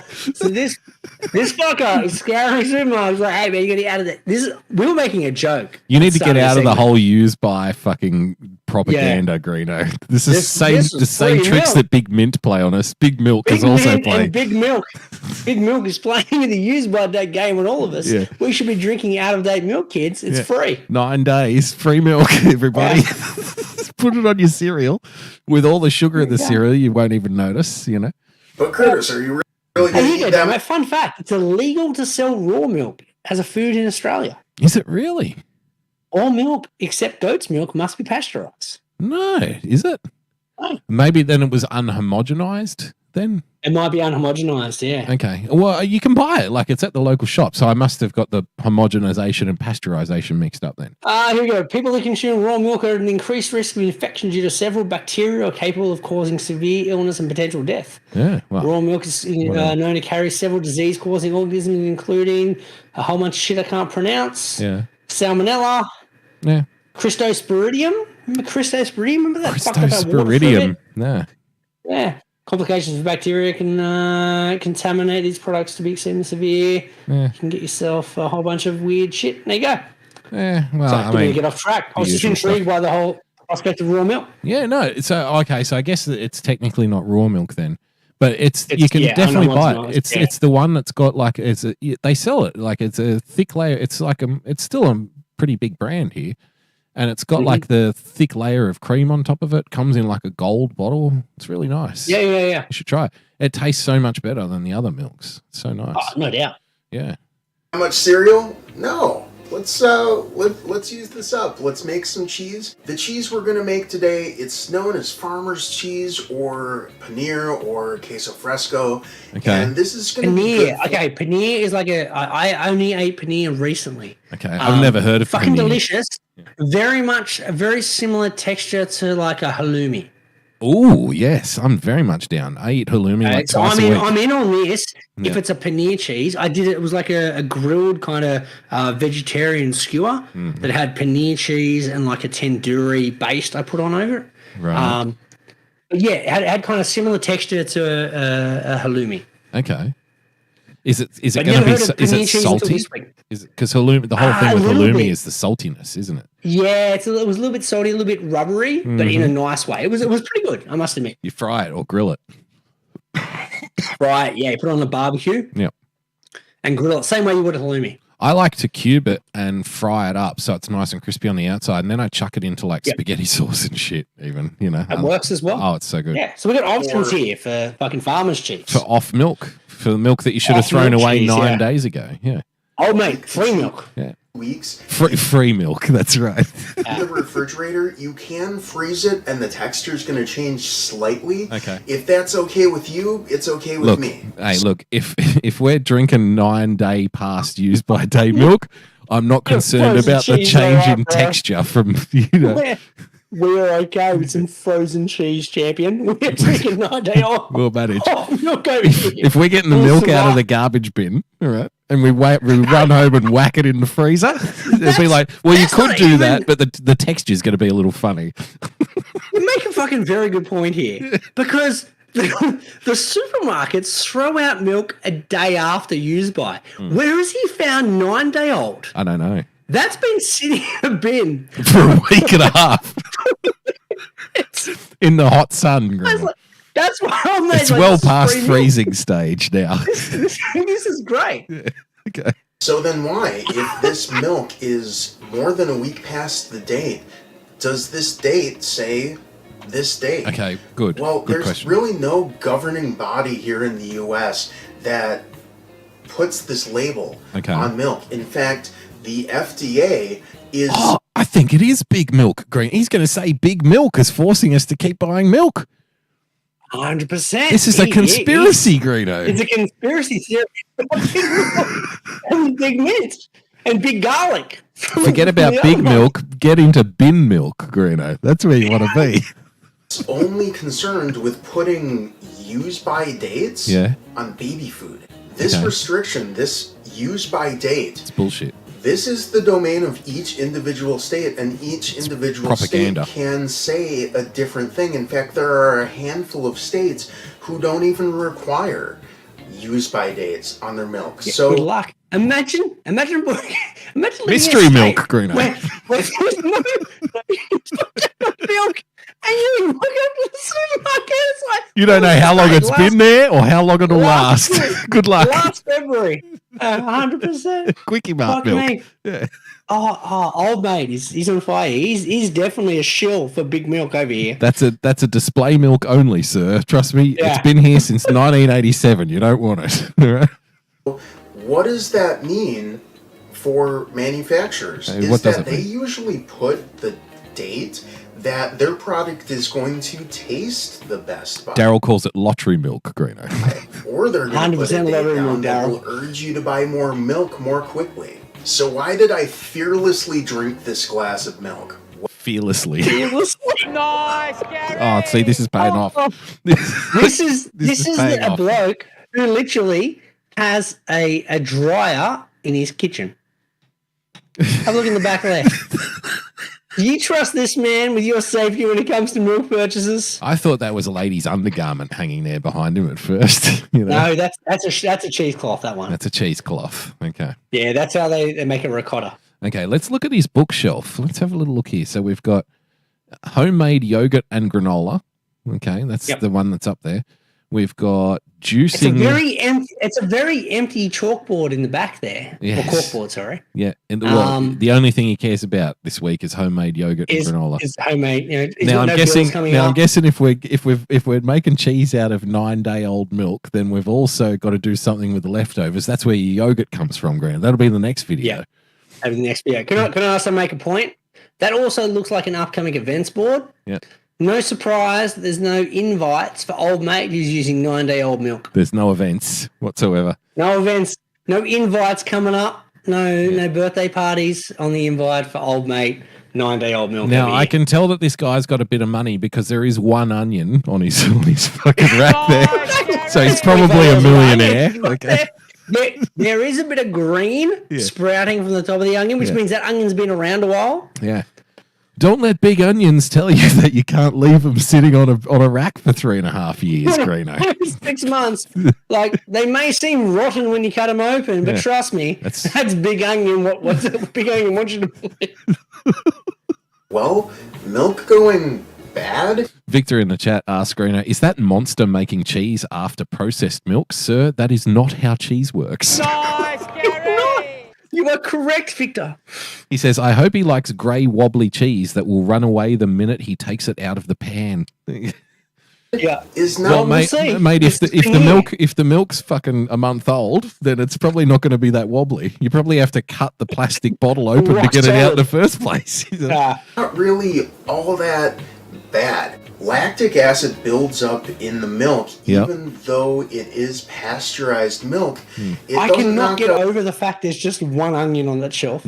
Just one solitary. Well, that's all you can afford these days, Greeno. Just one onion, yeah. and also just like a lemon juicer. Yeah. People in the chat can't see the one onion because it's cut off by the screen. There you go. Just on the rack there, on the left hand side. That's of all the he's screen. got. Just one onion. That's it. Yeah. One solitary onion. All of the bacteria, it just and the weird laundry dryer on the left hand side. Yes. Which still confuses me. Why is the laundry dryer in the wall? I don't know. Lactic acid is present in grass and a lot of different green things that the cows are eating. So this is a natural phenomenon, and lactic acid is not really Off milk is a natural phenomenon, apparently. I guess it we is. should all take that with a grain of salt, because a grain of salt makes things a lot more delicious. But Nice, You're making jokes over here. We need a boom tish. We need a housekeeping. Funny guy. Housekeeping. harmful bacteria can also grow in milk. Yep. You're just not going to find it as much. So Right. if this smells like something other than spoiled milk, that means that someone messed up. Oh, okay. So if it only smells like spoilt milk, it's okay. Okay. If it smells like something other than spoilt milk, then don't drink that. So drink the spoilt milk. Are we following along? Huh? Drink it if it smells like spoilt milk. If it doesn't smell like spoilt milk, it's off. Okay. Something's wrong with it. Something's wrong. With Someone messed up. Someone messed up, bro. So it doesn't smell like spoiled milk. There's a mistake here. Separate. But when it drink the spoiled goes milk. Yes. Bad. Well, that has nothing to do with the milk being bad either. Okay. That has everything to do with the acid. Right. When milk is homogenized or He uses air quotes a lot. And the words he chooses to use air quotes on, it's been milk's bad, air quote, homogenized, air quote, you know. Statutory right. Like, it's just legal age. Okay. that are small enough to break up those fat globules and distribute them all throughout the milk. Yep. So this is actually a colloid of solids and liquids. Okay. So then all those more fat solids now than It used to be liquids. milk. Liquids now it's solid. Each other because It's they no have longer the milk. same charge, and when we add acid on purpose or naturally, it balances it up. So they all come back together. Good. And that's all souring of milk is. Okay. Is those No, wait, fat souring of globules milk is coming inverted commas? Are we not souring Souring milk? of Could milk. you just There is buy no- milk, waxing? Like, I don't know about you. As a kid, we used to do sour milk in, like, pancakes and stuff because it just kind of makes the pancakes better. Okay. What you used to do, you used to get milk that wasn't 9 days out of date and whack a little bit of lemon juice in it. To simulate sour milk. Yeah. Yeah, sour milk. So theoretically, in inverted commas, couldn't we just put some lemon juice in regular milk to make the same cheese? But I mean, you're and not getting. buy no- But Greeno, to be getting fair free to him, milk. you're not getting regular milk out of the bin. Are you? You're not And getting look, to free be regular fair- milk. To be fair, then I'm just playing in the hands of big milk again. Exactly. Because I'm buying the regular You're milk. becoming a slave to big milk, Greeno. Slave to big milk again. And big lemon juice. Let's not forget big lemon juice. Oh, This big what lemon is worse than wants big you milk believe. in many 'Cause cases. this guy, he's already thinking outside the square. He's like, well, he knows big lemon juice. Big He's lemon. already trying to. Big Lemon sold us the lie that we couldn't enjoy a piece of fish without them, Greeno. How'd they hitch onto that? How'd they Now hitch we're onto gonna that create- fucking scam? Now we're gonna find a way to create a healthy, out of date milk. Nah, we're gonna have that. That's just what Big Lemon wants you to believe. and forming the curd. That's what we're going to do on purpose. Okay, let's get a curd. Oh, look at that old milk. That's a lot of milk right there, to be fair. Now you're going to Oh, need lumpy It's milk. a ton of milk. A cheesecloth. These are There's a really cheesecloth. cheap, $2-3. Now, see, he's willing to spend $3 on cheesecloth, but not on milk. Milk. He's fishing his milk out of the garbage bin. He's fishing his milk out of the dumpster and then saying, "Oh, damn, I better run off to the shop and buy a cheesecloth." Just buy the fresh milk, brother. Just use a t-shirt. Just use an old t-shirt. You could also use a brewing bag. Okay. This is a little bit more expensive. You don't need that. You can just get a Chuck's cloth. It does the same job. Same job. From any home. You could get them free out of the bin too, can't you? used cloths, Greeno. They're probably right next to the old milk. Store, but I just happen to have one around because Just happen to have one. A whisk. Okay. Something. There's lemons, Greeno. We've got lemons. Oh my god. So he's sharing the already expired milk with more lemons. I feel like he's going too hard here. Okay, so we're getting milk out of the garbage bin. We're buying cheesecloths. I'm starting to think that this whole video was put together by Big Lemon to attack Big Milk, Greeno. Attack Big Milk. Because they're like, we're going to take Big Milk down. We want you to buy fresh lemons. Big Milk profits. Yes. We don't want them spending money on fresh milk. Yeah. We need them to spend money on fresh lemons. Fresh lemons instead. Yeah.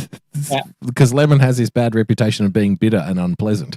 Yeah. So what we're going to do is we're going to get off fucking rotted milk out of the bin and tell you the only way to fix it is if you buy fresh lemons. Oh, fuck, those lemon guys are devious, conniving cunts, aren't they? And if you're juicing lemons, it doesn't hurt to strain. Yeah. This is going to take a minute to come up to temperature, so let's get that going right away. I do love a gas stove, Greeno. High heats. That's what I've got. That's do you? Nice, yeah. Yeah. So much heat control. Oh, yeah, I find that I can balance heat perfectly. That's a lot of lemons there, to be fair, for a bloke who just dumps to die for milk. Because one lemon will give me about that's $8 worth of lemons. At least. Milliliters. He also could have bought, like, pre-made lemon juice. Yeah. Or fish that out of the bin, too. So that would have been, it's a bark, it lasts forever. And that gets it never goes just off. Shy. If it's not curdling quite the way I want to, I'll make up the difference with white vinegar. Oh, we're putting vinegar in it? Okay. Stirring just helps it heat evenly, but it's not completely necessary. How much cheese is he going to make out of this? Well, I'm intrigued, because there's a shit ton of fucking milk there. That is literally a vat of off milk. Yes. With a bit of lemon in there. And that thermometer, that's not a cheap thermometer. 20 minutes. 20 minutes. He's been going there. This is about 130 right now, which is about the temperature that I like my coffee. What's 130 in Fahrenheit? In Celsius? Go here. I think this is Celsius, isn't it? 130 would be boiling in Celsius. Oh, no, sorry, 130 Fahrenheit. That's it's about half, so it's about 60 degrees, right? I'm going to double it up a couple times. You can also do this. 130 Celsius is, I was close, 54. Okay. In some sort of an 54 degrees. detergent, you don't want that in your cheese. We don't want detergent in our cheese, he just said. So don't wash your cloth in detergent. We don't want that in our cheese. Reminder, we're making the cheese out of milk that we got out of a bin. That's 9 days past use by date. Okay, but we don't want detergent in there. Yeah. Once again, okay, we did do a quick stock take here. We've got 9-day-old off milk. Yes. We've got way too many lemons when you could have just used pre-made lemon juice. Yeah. We got a $3 cheesecloth. Yes. Which seems like a rip-off by comparison. Yeah. We've got a gas tank and a soda stream in the background, which seems unnecessary. Yeah. And a pot that is probably valued about $150 by the size of it. That you could cook a small child in if you wanted to. You could literally boil. If you're thinking of Hansel and Gretel, you could boil Hansel in that thing. In this guy here. But we're saving money on Big Milk. Big Milk. Another 20 minutes. So we're up to 40 minutes now. Okay. When the milk gets all foamy like that, it's steaming it means really it's off good. and That's when it's disgusting. ready. It's Just ready. For continuity's sake, let's take a temperature here. Okay. Okay, 183, so it's not quite there. 183, so we're probably talking about 75 degrees. Okay. And gotten great results. All right, let's double check. Let's see how good my math is. Fucking nice, Gary. 83 degrees on the button. Gary. Nice, Gary. it's reached that point that I'm always warning you about, above 155 degrees Fahrenheit, where milk changes and will always taste burnt. We're doing that on purpose right now to get something amazing. Okay. And I'm taking care not to really scrape the bottom or the sides too much. If any milk does burn onto the bottom or the sides, I really want that to stay in the pot instead of make it into my cheese. Okay. All right. Makes sense. There's a logic to that. Yeah, Very that makes bubbly. sense. It's noticeably changed texture. So we're going to do two things here. We're going to kill our heat. We're going to add our acid. Here we go. And that will Now in the lemon. immediately Yeah, Big look, lemon. curdle our milk. that pot Stir actually that has a nice around. little spout So as now well. I'm That's a just gonna quality leave pot. That's a good pot. Heat's off. I'm gonna That's a let it really good pot. down. You When can afford pour those that kinds out- of pots, Greeno, when you're fishing milk out of dumpsters. Visually Save it for your pot money. You know? way. Exactly. Another 30 I minutes. can see old mate going, okay, I would have spent $3 on a gallon of milk here. Yep. Instead, I'm putting that to the pot budget. Yes. Hey, it's free milk. All right, let's have a look. Oh, it's nice and lumpy. Well, Look at that. That looks disgusting. Yeah. Yeah, fast forward through this. Yep. He's just putting it through a sieve for our listeners. Yep. And He's more letting cheese the curd sieving, more drain. cheese sieving. Okay. Pouring it in, pouring it in in, the bag. putting it in the bag. Now it's just going to sit there and seep. The liquid's going to go. He's going to hang it up behind the solitary onion. Yep. He's So got it's two leaking. So bags. do you reuse the stuff on the bottom? That's I guess he'll tell us. He'll probably drink that. put it on frosty flakes, Greeno. Really nice farmer's cheese. We're also not- Cocoa Kids Pops. love a good- Kids love a good. Here we go. Oh, here He's using putting it. it back in the pot. You can replace the water in bread. You can make ricotta cheese. In fact, the next You can make a ricotta episodes, cheese. There you I go. think that I'll do all about how to use your curds and whey from this. That was probably a better vessel anyway. Okay. Until it stops dripping. So now stop dripping. Yep. All right, these are ready. We're going to put them on a plate. This, we are cheese lovers, and we love to cook. Yes.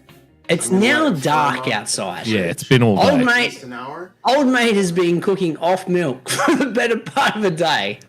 Whoa, And now it's it's the the next next morning. day. Okay. He's got a cup of coffee there, just so you know. It's With the no next day. milk. Well, of course, he used it all in the fucking cheese, didn't he? All that, and if you put milk in that coffee, that shit's curdling hard. I tell you that much. I need to see the result now. Right, Oh. these cheese. Did you see that? Did you Did see he that jizz? moment just to enjoy the coffee? Look at I this. think he just jizzed in his pants there. Look at this.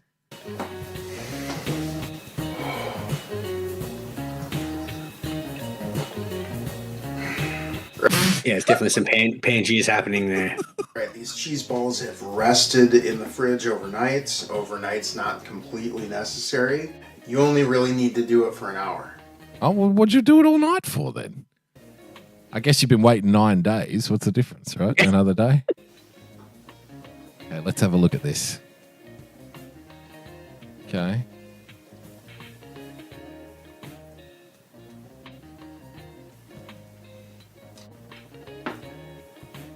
I mean, it looks like cheese.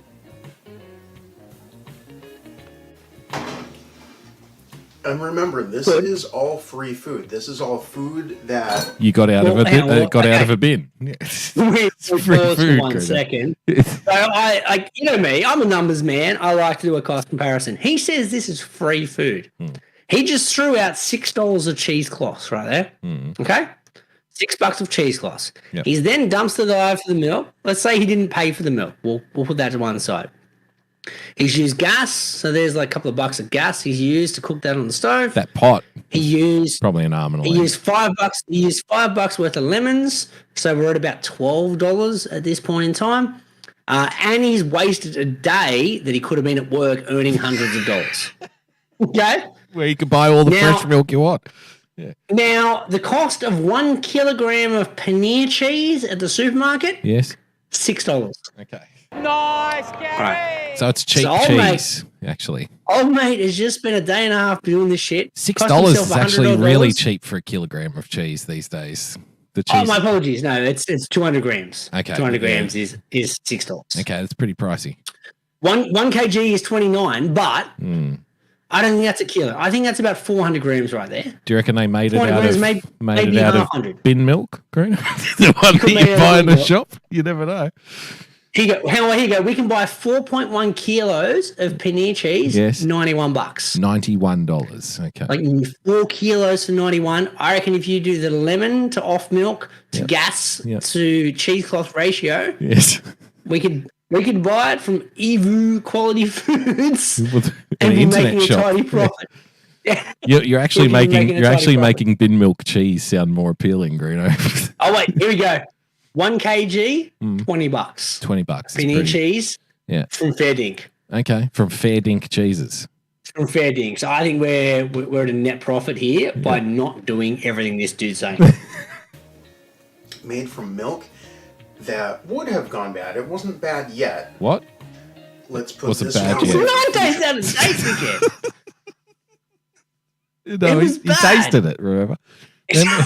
Remember he said if it smells like anything, if it smells like off, it's fine. If it smells like anything other than off milk, then it's bad. You're all good. Yeah. Future episodes. And this can just live in your fridge for a week, up to 2 weeks. Okay. It's really the best tasting within the first couple of So days. now though. I'm going to look up how long does paneer cheese actually last? Yes. Last in the fridge. It lasts 2 to 3 days. How many days did he say you can 2 eat weeks. 2 weeks. it? 2 weeks. Depends on the fridge. At our house, we eat it within 2 days. This old mate is just trying to. He works for Big Salmonella, Damo. Nice, Gary. I didn't even know there was a big salmonella. You just blew my mind. There's no other reason for this advice. Drinking 9-day-old off milk and put paneer cheese that's apparently out of date within 2 days. At first we thought he worked for Big Milk, then we thought he worked for Big Lemon. Now we've discovered he works for Big Salmonella. At the end of the day. You can freeze it. It's going to get a little bit more crumbly. And for this one, Okay. I'm going to coat it in some herbs. I have here thyme. Now, did he buy the herbs? We've been over the herb discussion already today. Discussion. That looks like a tin of herbs there on the left. That does, like, I feel I'm a fan. I refuse now to buy dry oregano because once again, I put oregano in the weed bucket. That thing is just like overruling my backyard. So now there's no point buying dried oregano. You just cut the oregano, whack in the oven for 5 minutes. It's now dried oregano. Victor in the chat, Greeno, says, yes, it will live in your fridge. Sir, you just made sentient life. Nice, Gary. Yes. It will come alive. Some 100% it rosemary, will. and then a little kosher salt, white pepper. Kosher salt. Nice. Okay. You know how bad this guy's advice is? The advice on a day or two for paneer cheese is coming from India. These are the people that drink out of the river they shit in. live out of the river and will not wash their hands after going twosies. Yeah. They throw dead bodies and shit in the same river that they drink out of. Okay. Yeah. But they are saying eat it within 2 weeks. This guy's saying 2 weeks. They say 2 days. weeks. No. You need to have in 2 days or you get mighty sick. Trust me, I drink out of a shitting river. I've never wiped. Their stomachs are made out of iron, and they say eat it within 2 days or you'll get violently ill. They use their hands to wipe their own feces. They do. Like that's the advice coming from these people. This guy's saying 2 weeks. No matter how much, just use as much as you have. There's only so much that's going to stick to it.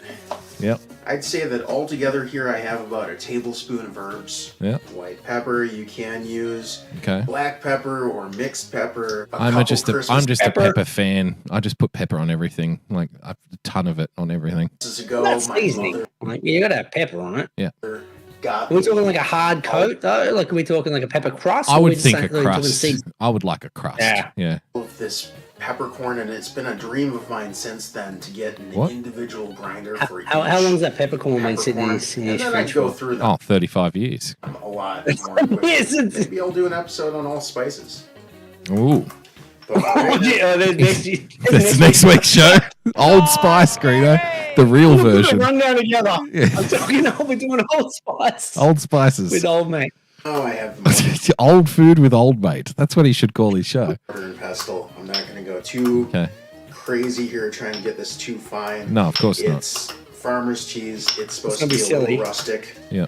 A little rustic. Yeah. And that was kind of a lot, so I only used half of it. And then really a decent amount of kosher salt. Yep. Remember, I didn't salt this. If you want to salt this or season this at all, Yeah. you can do it when it's still in the cheesecloth before you wrap it up. I just wanted to be I'm able still to waiting use what's my happening with that way onion. in Yeah. whatever application I feel like want to use. tease. See how the green on the onion has actually gone towards the light, Greeno? It's like pointing up now. Use it in. trying and to I didn't escape. want a bunch of seasoning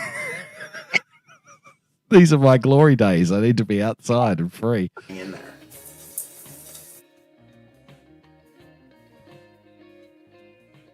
Okay. So he's mixing, for our listeners, he's mixing the out-of-date paneer cheese, a little bit of a pepper coat, With these out-of-date herbs. Greeno. out-of-date herbs, and his out-of-date pepper. Yep. As always, we try not to waste anything. These rosemary stems I can tell go you. in here Yep. to become future stock. Future stock. Okay. That looks awful. All right. That looks terrible. That looks like someone's put some pubes on It on does a look ricotta. like pubic hair on a ball of yuck.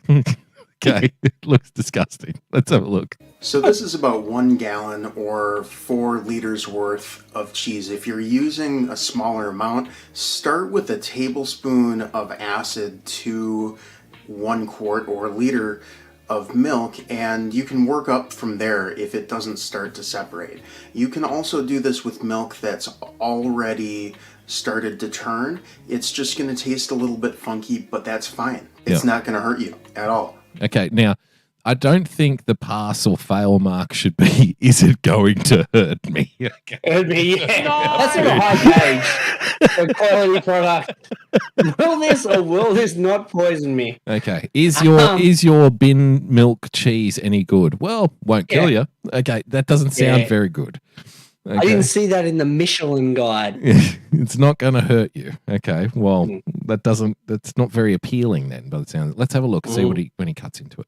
If you're going to salt this while it's in the cheesecloth before you tie it up, start with about 1/4 teaspoon per quart or liter of milk, and you can always add more salt to the outside later, or next time you do it, you can add a little bit more.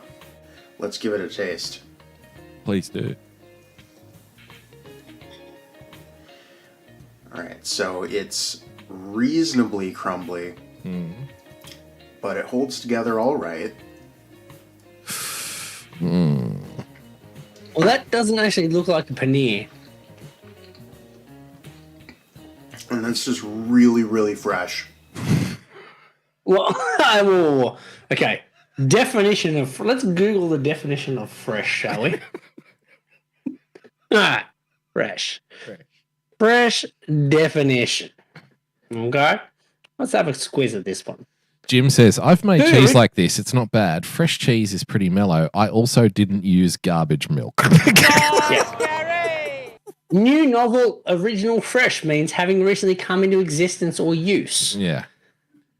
Well, technically, this did recently come into existence. So maybe he's right from a definition standpoint. The cheese itself is fresh. But the ingredients that come into it. The place where the cheese came from is not fresh at all. It was garbage milk. If you describe something as fresh, you mean it is pleasant, bright, and clean in appearance? No, not the pube cheese. Won't be that. I wouldn't say that. Cheese. No, I wouldn't call it fresh. I wouldn't put that in my mouth. It might be poppin', Greeno, but it's not fresh. Yeah, that's not fresh. No. So fresh, so creamy. It has like the texture of a chèvre, but without the goaty flavor. Okay. I like this a lot. Also, the crumblies from this unseasoned cheese ball are really good. So a chèvre is more like a brie. Okay. Similar to like a goat's cheese. Okay. Oh, here you go. No, there you go. Chèvre is a French word for goat's cheese. There you go. Oh, fair enough. This jam. So that sort of looks like a goat's cheese, but I'm pretty sure goat's cheese isn't made out of 90 bin milk. Yeah. Yeah. Oh man. Free food, Greeno.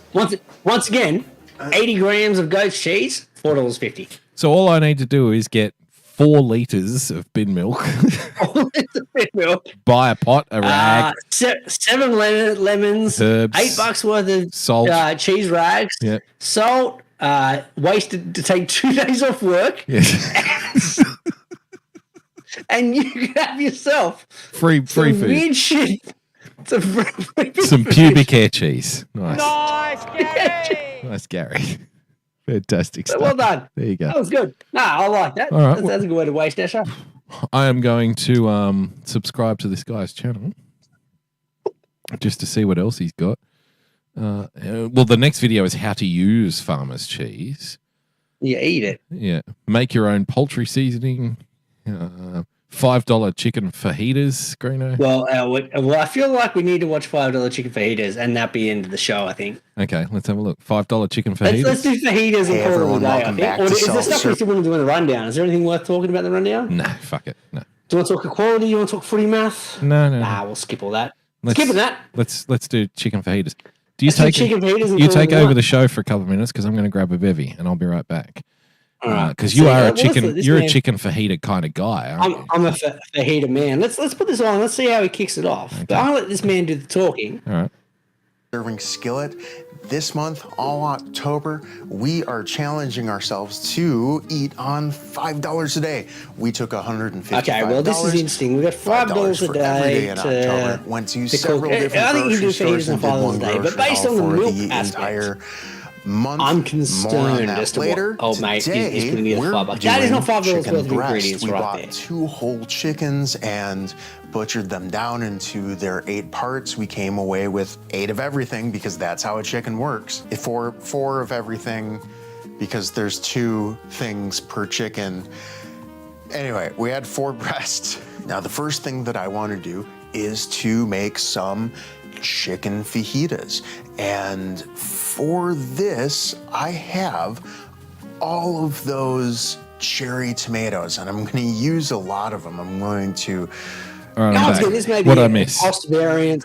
No, you haven't missed my. Okay, you need to go back because he says this is $5 a day. $5 a day. He's bought $5 a day. Now he is bought. Let's have a look at the list here. He's got some bacon. He's got some cheese. Why is he buying cheese? Greeno. No. Hear me out. Okay, so now this guy's saying it's $5 a day. He's a fraud. He should be using his bin cheese on it. He's got strawberry. So we're at $42 on number 1. Then he's covered up the other things. He's at 67 and he's at 41. So already we're talking about $150 US, which would be like US. 220 for us, something like that. 210, 220. He's saying this is $5 a day. Right. So this has got to be a month's worth of food he's about to cook. Yeah, at least. Just putting it out there. Okay.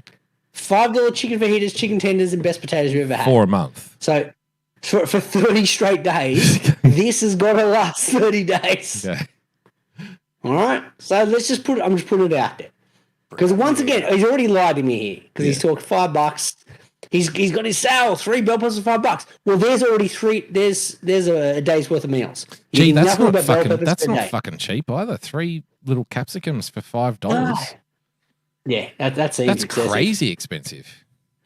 I'm gonna have a look at Australian cost of capsicums here. Yeah, capsicum per kg.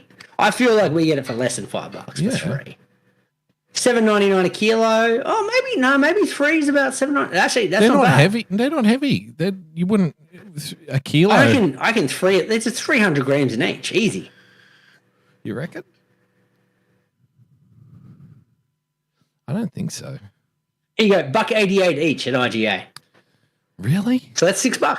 Yeah, $6 is free. But once again, this is American money, so current conversion rate, it's actually for us it'd $10. be like $3.50 then. That's $10, yeah. Yeah, 3 for $3.50 for us for capsicums. So went to several different grocery stores and did one grocery haul. So he's already lied to us. He's saying $5 per day. He's at $150. This is going to be. Would this feed you? These bags feed you for 30 days?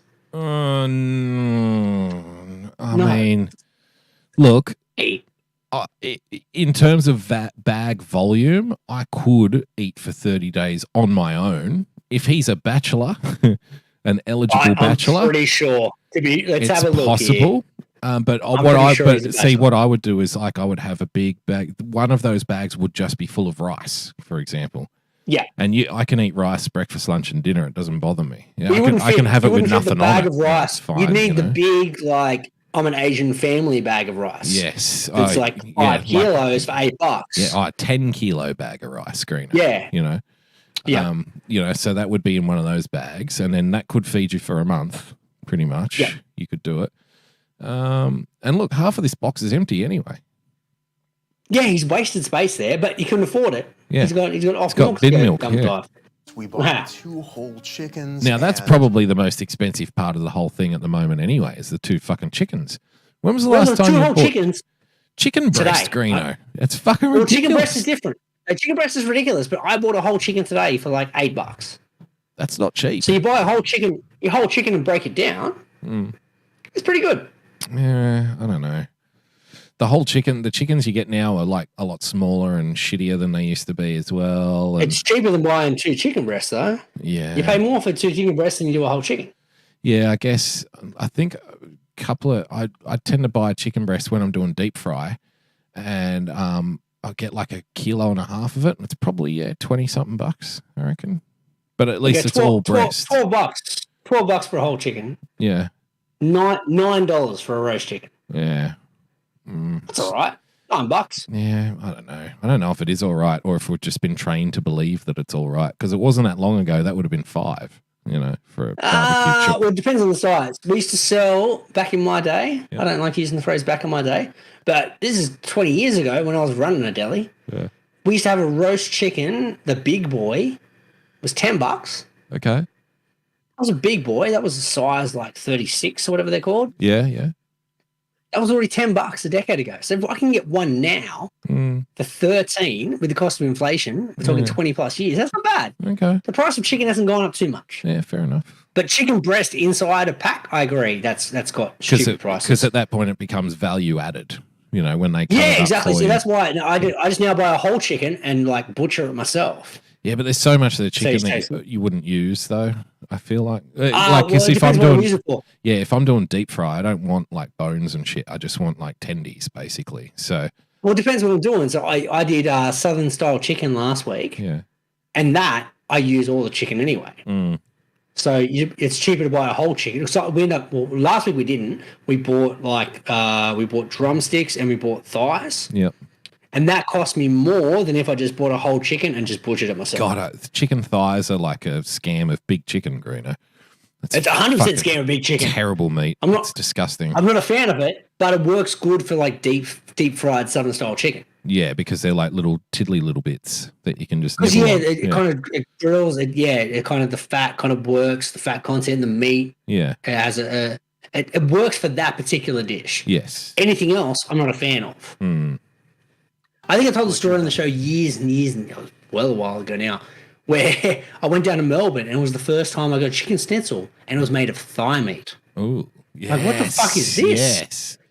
And they're like, oh, that's chicken schnitzel. Tough and shitty and gross. I'm like, I'm not paying for this. I'm like, well, you have to, sir. I'm like, no. A schnitzel is fucking breast meat and nothing else. Do not dare give me fucking chicken thigh meat until it's a schnitty. Oh, God. Yeah, it was no good. Down into their 8 parts, we came away with 8 of everything because that's how a chicken works. Yeah, we know how. So he's breaking down chicken into 8. That's good. We've made a pico on the show before, so I'm not going to spend too much time on it. But this one was done. All right, I will give him props. He's got a nice glass of red there on the counter behind him. Okay, yeah, he's winning me over. Gin. He's enjoying. But he's also got on the right hand side. He's got gin. Yes. He's got tequila. Yeah. He's got what else got going on over there? Oh no, then there's just some random shit. There are a few days at my age now that I enjoy more than literally spending like the whole afternoon in the kitchen just slowly getting drunk cooking stuff. Like those are my favorite days now. And I'll put some sport on the fucking on the iPad or something and put it in the corner, and I'll just casually watch it, and I'll just slowly get drunk throughout the day. And it's almost a shame when it comes to the time to eat it, because the fun part is over at that point, Now it's just about eating what you've been doing all day, and then it's done. Like, then it's all over again. But I kind of I like the process more, maybe I like the slowly getting drunk watching TV more. No, but, this is literally. I like the chopping and the mixing and the frying and the smells and the sights and the extravaganza of it, I'm 100% with you. A quick story time if we can. Please. I Conversation like stories about pinatas. We were talking about, my daughter was asking like, what subjects did you do in high school? So I was explaining how high school works. It's like, for the first few years, you're kind of forced to do a whole bunch of shit. And then the back end, you get to do electives and you kind of pick what you want to do. And I was like, the only thing I probably would change out of the subjects I did do, if I could pick them again now, would be I'd do food tech now. Yeah. And she's like, why would you change that? And I'm like, I love, now it's all about cooking. I'm like, I'd fucking smash that class.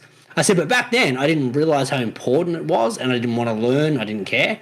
I said, but now I'm like, I'd nail that fucking course. Like, I'll drop general studies and fucking pick up food tech and fucking just spend my time cooking. We'll kick ass at that. Yep. So I'm with you. Like, that's the fun time. Like, we'll spend hours cooking, because at the end, you also got that nice little treat at the end as well. Greeno, Jim's throwing some suggestions in the chat. I feel like since we're going overtime, we won't go too much longer, but Jim, just jump in the fucking voice channel, Jim. Just jump in. Join us for the last part of the show, Jim, when we're talking about the last part of the show. This guy's making $5 fajitas. Fake $5 fajitas over here. Because Jim is a bit of a foodie. He knows his stuff. He's made homemade cheese, not with bin milk, but he's made homemade cheese. Yeah. He knows his stuff. So jump in the voice chat, Jim. Let us know what you think. With cherry tomatoes, so I slice them a little more chunky. This is going to be a little more chunky pico de gallo. Also, pico de gallo, Greeno. So all I had was lemon instead of the lime. Big Lemon rears its ugly head once again. Well, ugly head. See, this guy's just a shill for Big Lemon. He is. He keeps praising it. I don't like it.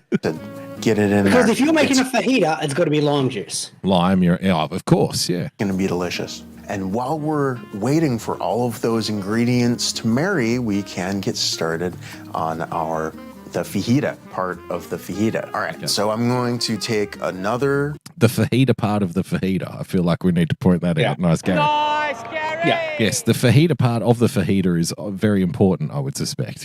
Yeah, you probably need basically the part of the fajita basically to make the fajita. Whole thing, yeah. Yeah. A whole onion. Without the fajita, you don't have a fajita. Oh, he's using the onion. Greeno. The onion that was sitting on the bench. We can get started on the fajita part of the fajita. All right, so I'm going to take another looks like an old whole onion. Here's the thing with the fajita. Yeah. You can get away with a fajita without the onion. Okay. The only thing you really need is you need your chicken. Yeah. And you need your capsicum or a bell pepper, as it's referred to in America. Maybe I'm uncultured, but shouldn't you use red onions in fajitas? Yeah, no, I agree. Yeah, well, it depends, because you're going to grill it anyway with a bit of a marinade. You put the chicken a bit sweeter, and the capsicum or the peppers. I'd personally, you want to get the Spanish onion. Yeah. So I'd personally go red onion if I were to use it. I used it in my last batch of fajitas I made. I used a red onion. I wouldn't use a white onion. Never. No whites. There's no need for it. It's unnecessary. Why do they call white onion brown onion? Because it's got a brown outside. The white onion has got a white on the outside. A white outside. But they're both white on the inside. The white onion is what you use in like Big Macs and shit. Yes, that's right. Jim's joined us in the chat. Hello, Jim. Jim's joined us in the chat. Welcome, Jim. Yellow. What's going on? Oh, you're looking at it. You're looking I'm wondering how these. Well, I'm looking at it too. I'm wondering how these fajitas are actually going to turn out. For $5 a day. Yeah. Yeah. Wow. Are you with me on this math though, Jim? Like, I feel like we're being duped here. That bill was $150. How is this a $5 fajita? Well, I think at the beginning he said he's trying to do $5 a day for the entire month of October. Yeah. So it's 31 days. Yes. Good pickup. Nice, Gary. Yeah, nice, Gary. But I'm already looking once again. Okay, well, let's have a look at this list of ingredients. Yeah. Because unless he's using like 1/4 of the chicken for this fajita, which is not going to be enough, he must be a single man. Yeah. and just be making like. I think he's definitely Greeno. I think he's definitely a single man. Okay. Yeah, I'm looking at that. I'm looking a single guy. Yeah. I'm looking cherry tomato. All right, so we got cherry tomatoes. Let's say what's that? $5.99. Let's say he's using half of that punnet. We're already at $3. The chicken is definitely not going to be less than $2. We've still got to get ourselves a tortilla. We've still got onion. We've still got a green. We've still got a sauce. We're already double budget for day one. This fucker ain't eating for 3 days after this if he's sticking for $5 a day. He's also a bit of a YouTube rookie because he's posted the receipt with the address of the Costco that he went to on it. So if you're a fan of whatever his fucking channel's called, Self-Serving Skillet, now you know where to go to get an autograph, Greeno. He's going to be swamped next time he goes in that shop. They'll all be there waiting for him. He's definitely clickbaiting to jump on a trend. Pretty thin. And I'm going to put what's them in a bowl. What's the Mexican situation? Because you're Canadian. Correct me if I'm wrong there, Jim. Yeah, I'm Canadian. They don't have. They're Americans are there Mexicans, aren't they? Well, no, that was going to be my question. Like, what's the Mexican situation Inuits. up there? Like Mexican food, like they're up in Canada. Eskimos. Oh, I'm in a pretty large urban center, so there's lots of Mexican food around here. Is it quality though? Yeah, more or less. I mean, again. Thanks to globalization, you can pretty much get everything year round. You get bin milk in Canada. It's cold, so it's pretty much in the fridge when it's in the bin anyway, isn't it? You know? Well, yeah, they throw it out in bags here. Yeah. That's of 9-day-old milk, just ready. Use some of these frozen bell peppers. Once again, we've got, what did we work out? Was 3 for $5? So that's a day's worth of capsicums here. Yes. Okay. So 1 day of our food is used up already in that capsicum right there. But just on capsicums, the onions were already. Well, we've discussed onions. They're out of reach for most ordinary people these days. Out of reach anyway. Financially. So we're at $10. We're at $10. Now he's just throwing his money in our face. He's got a glass of red wine behind there. I wonder which fucking dumpster he pulled that out. Does that count in the $5 budget? Yeah. That's a good point. That is a good point. I'm going to put them in a bowl and set them aside. Okay. And then we're going to use. And once again, this is just a dinner for one. That's a lot of onions for one fucking person. Well, no, he's eating it for a month, so I think he's going to whack them in the freezer, Greeno. It's a month's worth of fajitas. Okay. Yeah, I think you can't freeze fajita stuff. Surely not. Well, he freezes fucking off milk. What won't he freeze? Well, this is what these people do is that, it's $5 a portion. Yeah. Yeah, that's not cheap at all, though, is it, really? $5 no, $5 a meal is these days. That's not like if okay. I can give you $5 a portion. I can give you a $1 portion. Yep. It's Vegemite toast. Yeah, that'll cost you $1. 2 slices Vegemite. Yeah, $1. Yeah. Thanks for coming. But that's not channel. It's like someone else, like that girl that was on Twitter that I mentioned earlier, where she was like, I bought a loaf of bread, ham and cheese, it cost me $20. And then someone said, yeah, but if you take 2 slices of bread, 1 slice of ham, and 1 slice of cheese, that's like $1.50, and that's cheap as. And I'm looking at it, I'm like, yeah, but that's not a meal. 2 slices of bread, 1 slice of ham, and 1 slice of cheese would not feed me for a meal. Oh, you need 3 of those for lunch. It's fucking 3 or 4 of those, like. No. If I'm having a ham sandwich, it's going to have fucking ham. It's 4 slices. It's going to be a chunk of ham on there. It's going to be half a pig on it, I'm glad you made that as a point, because I often feel like I'm being greedy, because I make a toasted cheese and salami sandwich. Yeah, load it. And I put 5 slices of salami minimum on each sandwich. Yeah. So I'm going through 10 slices of salami per serving, if you will, which is seems excessive. But it's either that or you've got to have. Necessary. It's either that or you got to have 10 slices of bread to fill you up. You know what I mean? So you got to fill up on the filling. Might as well get the salami. Yeah, because you can't just put 1 slice on there. You need it's not a snack. No, exactly. Like bread with one or 2 items on it is a snack. Good terminology. If you fill it up with stuff, then it becomes a meal. The bread is just the carriage. It's the vessel of the meat. Of the meat. And it's also like. I'll put a logic test to it as well. If I'm making my kids sandwiches for like lunch at school the next day, and I put 1 bit of ham on it, I look at it going, not good man, enough. you can't do that to them. Nah. You can't. Yeah. So you end up putting 2 or 3. 2 or 3. So throw for a pickle on there or something for a them. 5-year-old, Yeah. you're already going 3 slices of ham. Yeah.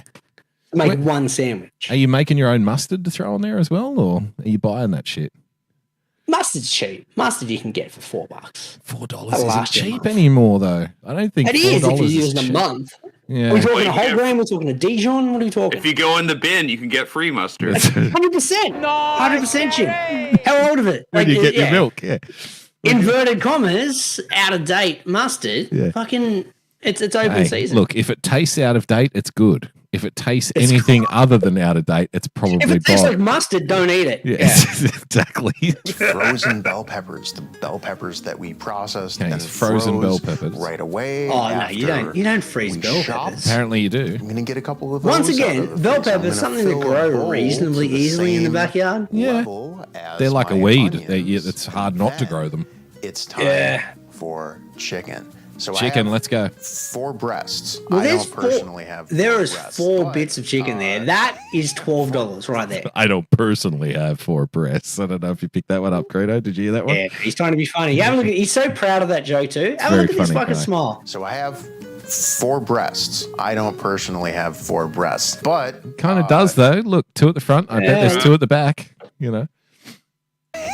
4 chicken breasts in my fridge, and chicken breasts have a superpower. It's called the tender. If you butcher the chicken yourself, if you split it into its 8 pieces, it so what is it? It's about a kilo there, Damo? Kilo chicken breast? Yeah. Yeah. And rip out that the is the Bit equivalent over of a kilo, if anything. $40 worth of chicken right there. $40 a kilo. Is that chicken breast? It's $10 for 250 grams. Jesus Christ. Of I mean, chickens, there are more chickens than there are people, you know? It should be so fucking cheap. And chickens take a minimal amount of processing effort, you know? We probably have fucking machines now where you just feed the live chickens in and chicken breasts come out the other end of it, you know? My apologies. $17 a kilo. Yeah, I was going to say, like, that's a lot. $40 a kilo. That's like, you're getting into fillet steak territory now at $40 a kilo. Still, that seems excessive. But once again, we're deflating the $5 chicken fajita rule here. Yes. Because this chicken fajita is already costing us, what, $25? Yep. So well, you'll notice he's pulling off the tendies. He's pulling off the tendies. So don't buy your tendies separate. You have to buy the whole chicken and then rip the tendies off. But we're up to $25. What was our max again? Was it $30 or hang on? It was $5 a day for 30. $5 a day for 31 days. Okay, so we're up to 25 and we're on day 1. Yeah, out of a whole month of $135 budget. Okay, so we're all right. We're a quarter of the way through here, basically. And there's still no vessel to put this fajita in yet. No, we haven't seen any Mexican bread yet, have we? Okay. There's no tortillas. I haven't seen nothing. And that's called the chicken tender. We're going to do that for all of them and set them aside. We'll use them later. And I want for these 1.5 breasts. Now, what's special about that? So 1.5 breasts, you're probably looking about $7, $8. $7.50. Dishes that we're 750 grams at $17 a kilo. So yeah, we're back over about $12 here. Small. I want these cut maybe in bite-sized pieces. Now, I've been accused of having a very large bite size. So adjust as necessary. I see. Now we're getting into technicalities. We're adjusting our bite size, Greeno. Okay. I don't see it as a problem. You're going to get a pan over high heat. Question for the group. Yes. If you're having a fajita, how many fajitas are you eating? I personally 3 or 4. eat about 4. Yeah. 4, yeah. Yep. Minimum. Yeah, so if we're looking at 4 here. So what he makes here is only 1 or 2 fajitas, we got to quadruple or double. Yeah, we quadruple or double the cost of that. Because I'm not going to sit there and eat 1 fajita for dinner. Potatoes. Do you put potatoes in fajitas? Well, he's making potatoes and tendies as well. Oh, okay. Well, potatoes is a good filler, I guess.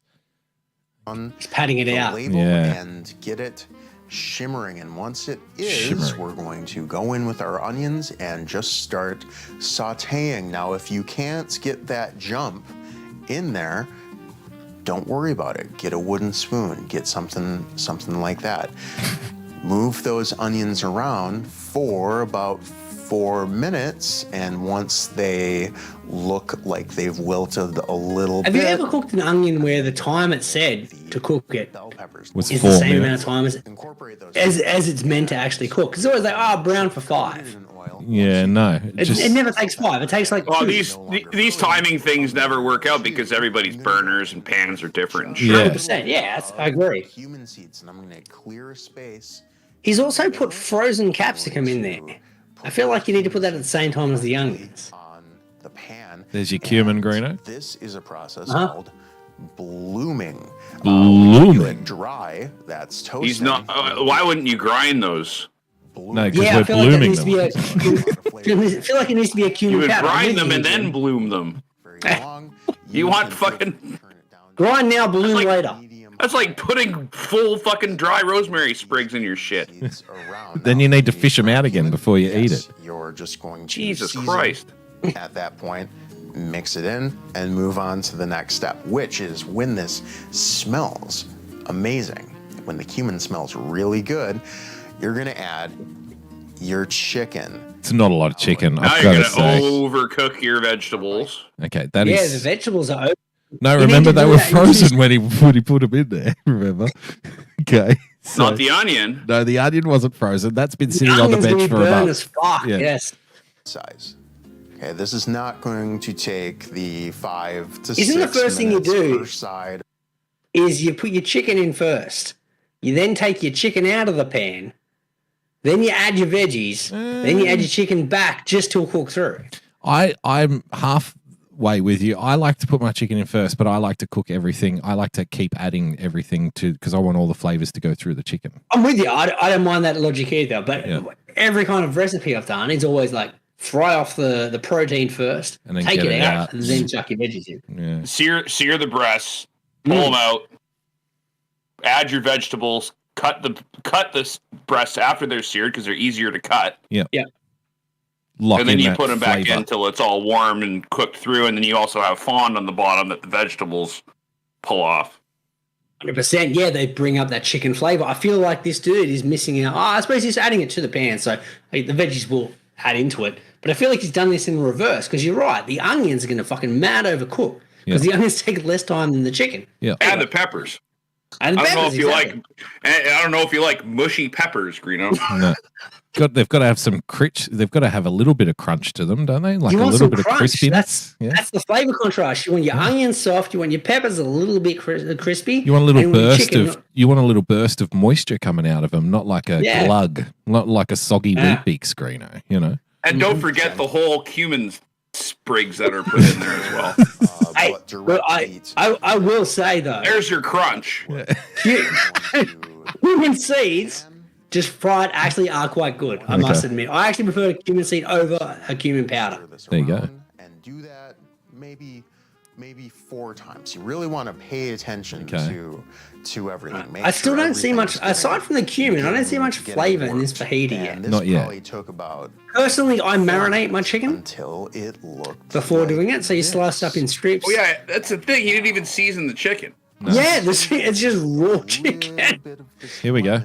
Big lemon. He comes big lemon. Big lemon. again. My word. pan, and I mostly And I'll point out once again that should be lime. Otherwise, it's not really a fajita. Yeah, I don't know how lemon works with capsicum and onion and just chicken unseasoned like that. Like, what's it really gotta be doing? lime. It's there? general citrus. Yeah. build one of these. Right. Here we go. I have my. And these weren't on the budget. If you don't have tortillas, you can definitely make them. We did include a bag of flour in our grocery haul. We included a bag of flour in our grocery haul, but he didn't show us how to make them. No, because So- he went and bought the fajitas. The bag of Well, flour tortillas, sorry. is part of the $5 a day, but he pre-bought them. So that's not included in the grocery haul. Like, I just happen to have these tortillas lying around. You know? And excluded in the process is him warming the tortillas up. Yes. And I think pretty soon I'll make a tortilla video. Please do. let me know in the It'll be comments next week's show. if that's something you'd like to see. So I'd before love we to see. before we put it all in a tortilla, let's just. Oh. All right, that's good. I like that. Ooh, that jalapeno is real good.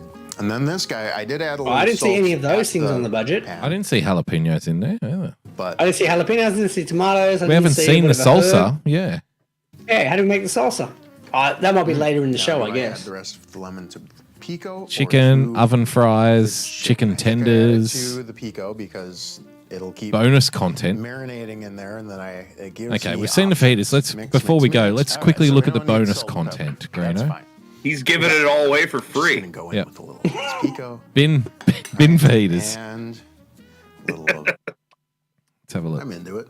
Now, I mentioned my grocery haul before. Some of you may know what that was. It is the extra content for this month for paid members of the channel. He does have both paid on No, he's YouTube not and giving on- it all away for free. No, he has paid Imagine- memberships. Imagine looking at this dude, looking at the cost, looking at the math, and going, hey, I'm going to give this guy some money. This is what I need to do. Old mate's telling me how to make $5 chicken fajitas where it obviously costs $30 for each He's recipe. telling me I need to get milk out of the bin and make cheese so I can have cheese for free. Why? So I can save $5 a month to fucking give back to him anyway. I may as well get fresh milk. Get the fresh milk. What's the fucking point? YouTube members. Now, a couple of weeks ago, Yep. I got accused of hiding useless content behind a paywall. Oh, I'm not. Ooh, he's a bit sensitive. I think. I think he must be getting backlash in the chat. Controversial. There's drama alert. And on YouTube members. Now, He was a accused. couple of weeks ago, I got accused of hiding useless content behind a paywall.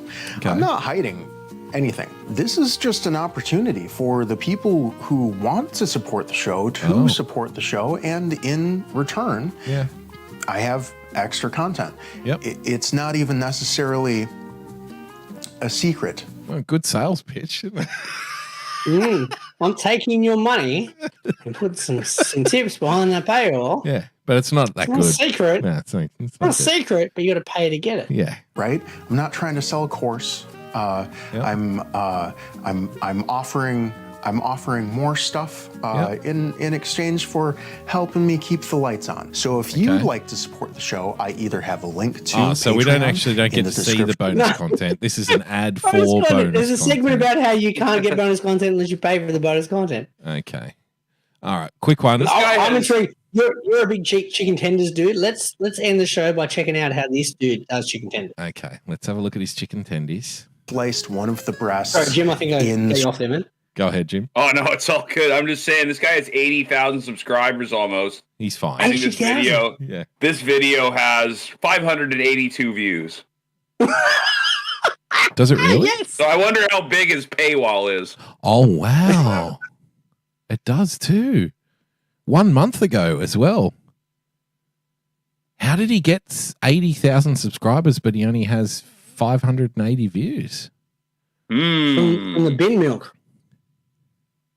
Really He's got- gets that's the the noggin thing. jogging. Okay, go to the subscribers. Yep.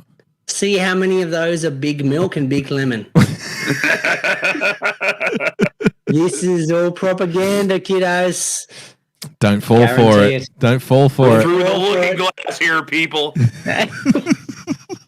He hasn't taken one sip out of this fucking wine, by the way. No, the wine there is nothing but a prop. That's not even real wine. That's It's bin not. wine. Bin wine. That's bin wine demo. He Sort of probably chicken made it himself. Yeah. finger shape. Out of milk. And I'm going to go wet hands, dry hand. Wet hand picks up the chicken, drops it in the flour. Dry hand dredges it in the flour. Drops How many it in days the out egg. of date is the chicken? Wet hand gets it all eggy, drops it in the panko, which also has Well, we just the saw him same pull the spice tendies blend off, so There has to be a dumpster. My new mission now for next week's show, Greeno, I'm going to look for it. There has to be a cooking channel that uses only food that people are throwing out. There has to be one. 100%. That's There's probably dozens of them out there. And you know what? I want to watch it. I hope that I find one that's actually good, you know? Like, I want to be impressed by someone who makes food entirely out of garbage. There has to be one out there, like homeless cooking. There literally is. Yeah. All right. Cooking a 5-star meal with dumpster food. Is that really a thing?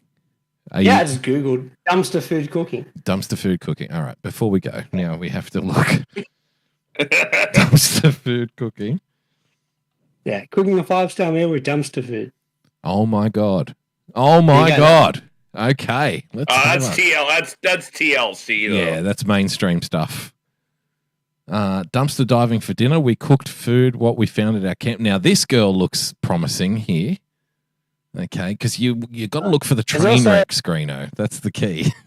Okay. Now, breakfast, her name is. Okay, should we check out this girl? All right, what do you reckon? That goes for 33 minutes. That seems excessive. Yeah. Dumpster gourmet. TLC. What about Daz watches chefs? No, that's a reaction video. This grandma cooks garbage food waste to survive in the Philippines. Yeah, well, we'd expect that from the Philippines. Yes, that's true. How your leftover McDonald's is recooked and sold by this family to survive. Okay, that's interesting. Dumpster diva, dumpster diver out on the town. Dumpster diving at stores. No, see, this breakfast girl has a few out there. All right, we won't watch the whole 38 minutes. We'll just kind of skip through it, but I am intrigued by this girl just to see what she's like, what she's all about. So let's have a look. What's up, you guys? Welcome back to our dumpster diving channel. We are still in Ohio right now. We actually spent 2 nights in this city, so we are back-to-back dumpster diving. Oh, okay, so she travels the country dumpster diving. Dumpster diving on tour. That's fucking fantastic. At the same spots, and thankfully, last time we found a bunch of stuff. Imagine planning your holiday and going, look, most people where are the best bins? In this hotel, we'll go to this like tourist park. Like, we love roller coasters. We'll go to this restaurant. Yeah. She's like, oh man, I heard there's a great dumpster bar. It's a holiday, Greeno. It's a fucking lifestyle. It's a life. I heard in Ohio they throw stuff out the day before it goes off. Really? We need to be there. We will also find a bunch of stuff. So we just got to the first stop. So let's go see. They scope out joints. Let's Look at see this. What we've got in here. Oh my way. You kind of looked in this one yesterday. Do you Dr. see Pepper. We kind of looked in this one yesterday. This is a double look. Yeah, went back for a second look. Like realistically, she just said we've got milk. She just said we've found some milk, Greeno. She's gonna make. She's gonna make cheese. Oh, hold on. All that stuff's falling out. Okay. Imagine the kind of love making this couple have. Oh. It'd be awkward. Yeah. I'm kind of intrigued to watch it. To be fair. We could burn that at the campground tonight. I also love the fact that they're wearing gloves. They have this big kind of like I'm the claw type thing to bring it out because they want to be hygienic, yet they're about to eat this fucking shit. Yes. What's the point of the gloves and the claw? I don't know. Yeah, I got 2 candles. Okay, we got 2 candles. We can't eat them. In case you find a hypodermic needle in there. Fair point. Make a fair call there, We've Jim. got a mouse pad. Got a can of soda. Drink. Yeah. She's just going to crack it there and there. there. That's a can of Arizona iced tea. No, it's empty. God damn it. That's good money right there. You're throwing money away. That's you pledge. You can see the disappointment in her face when it was empty. Yep. This is a lifestyle, isn't it? There's your cleaning products, Greeno. Fuck, mate. Oh. It's a different universe. There's another one. We need to skip through this because they're literally just pulling shit Yeah, I out want of to see the this. cooking. Yeah, let's get to the bit where they turn it into something. No. Or when they say, they say we do cook something out of it. Here we go. All right, dumpster onions. Dumpster onions. There's fucking $50 worth of onions right there. That really Okay, is, now I'm actually. bored. And now they're really throwing their money in our face. They can just throw all these onions. Jeez Louise. Yeah, there's 5 of them still in there. 5 sodas. Okay. Nice. Yeah, but the top of the lid has still been fucking in the bin. That one was. I poured down. 4 sodas. Bag of potatoes.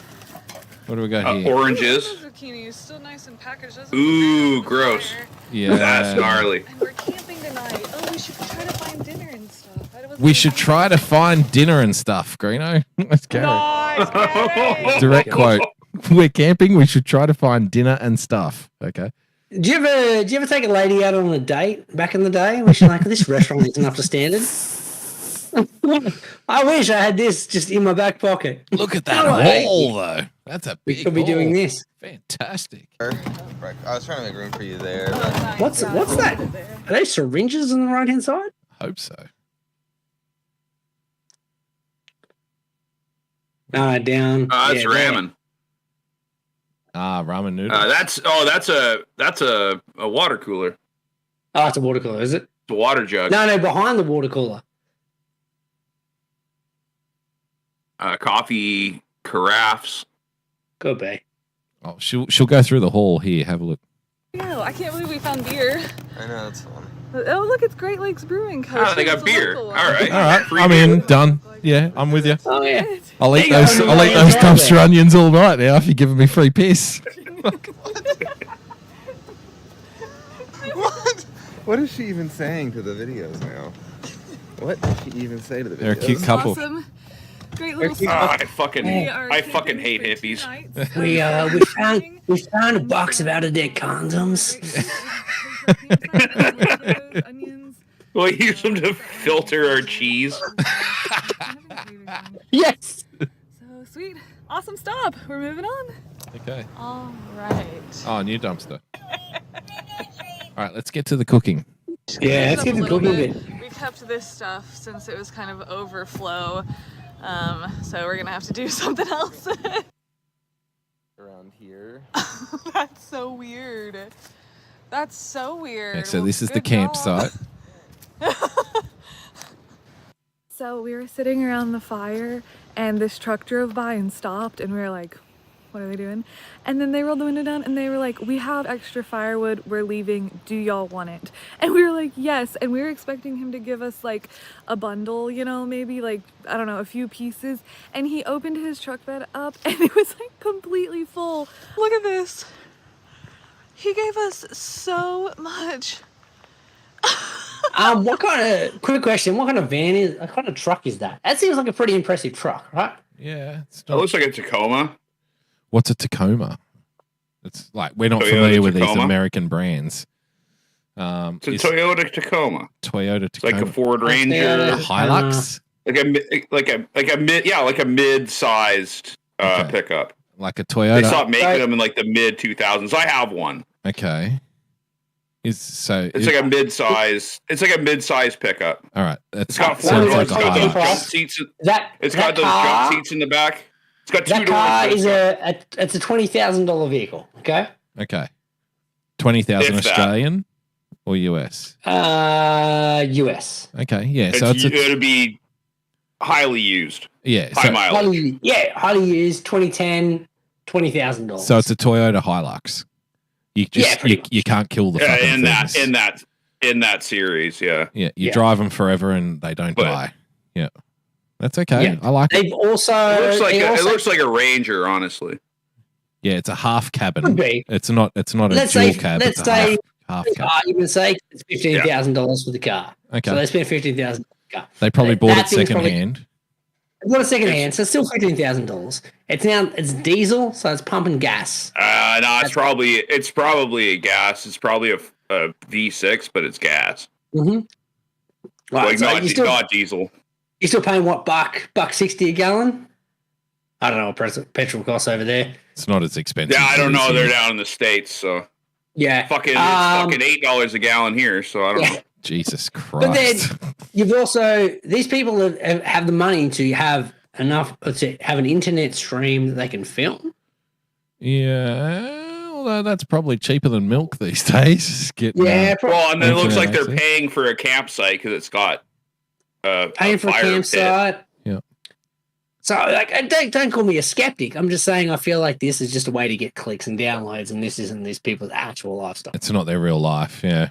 from it. Yeah. Well, Like 20 it's still minutes better. I think before it's still they more drove- authentic than the van life people. It's the van life people that have a $45,000 or $50,000 van. Yeah. Yeah. That's been decked out. It's got a fucking bowling alley in it.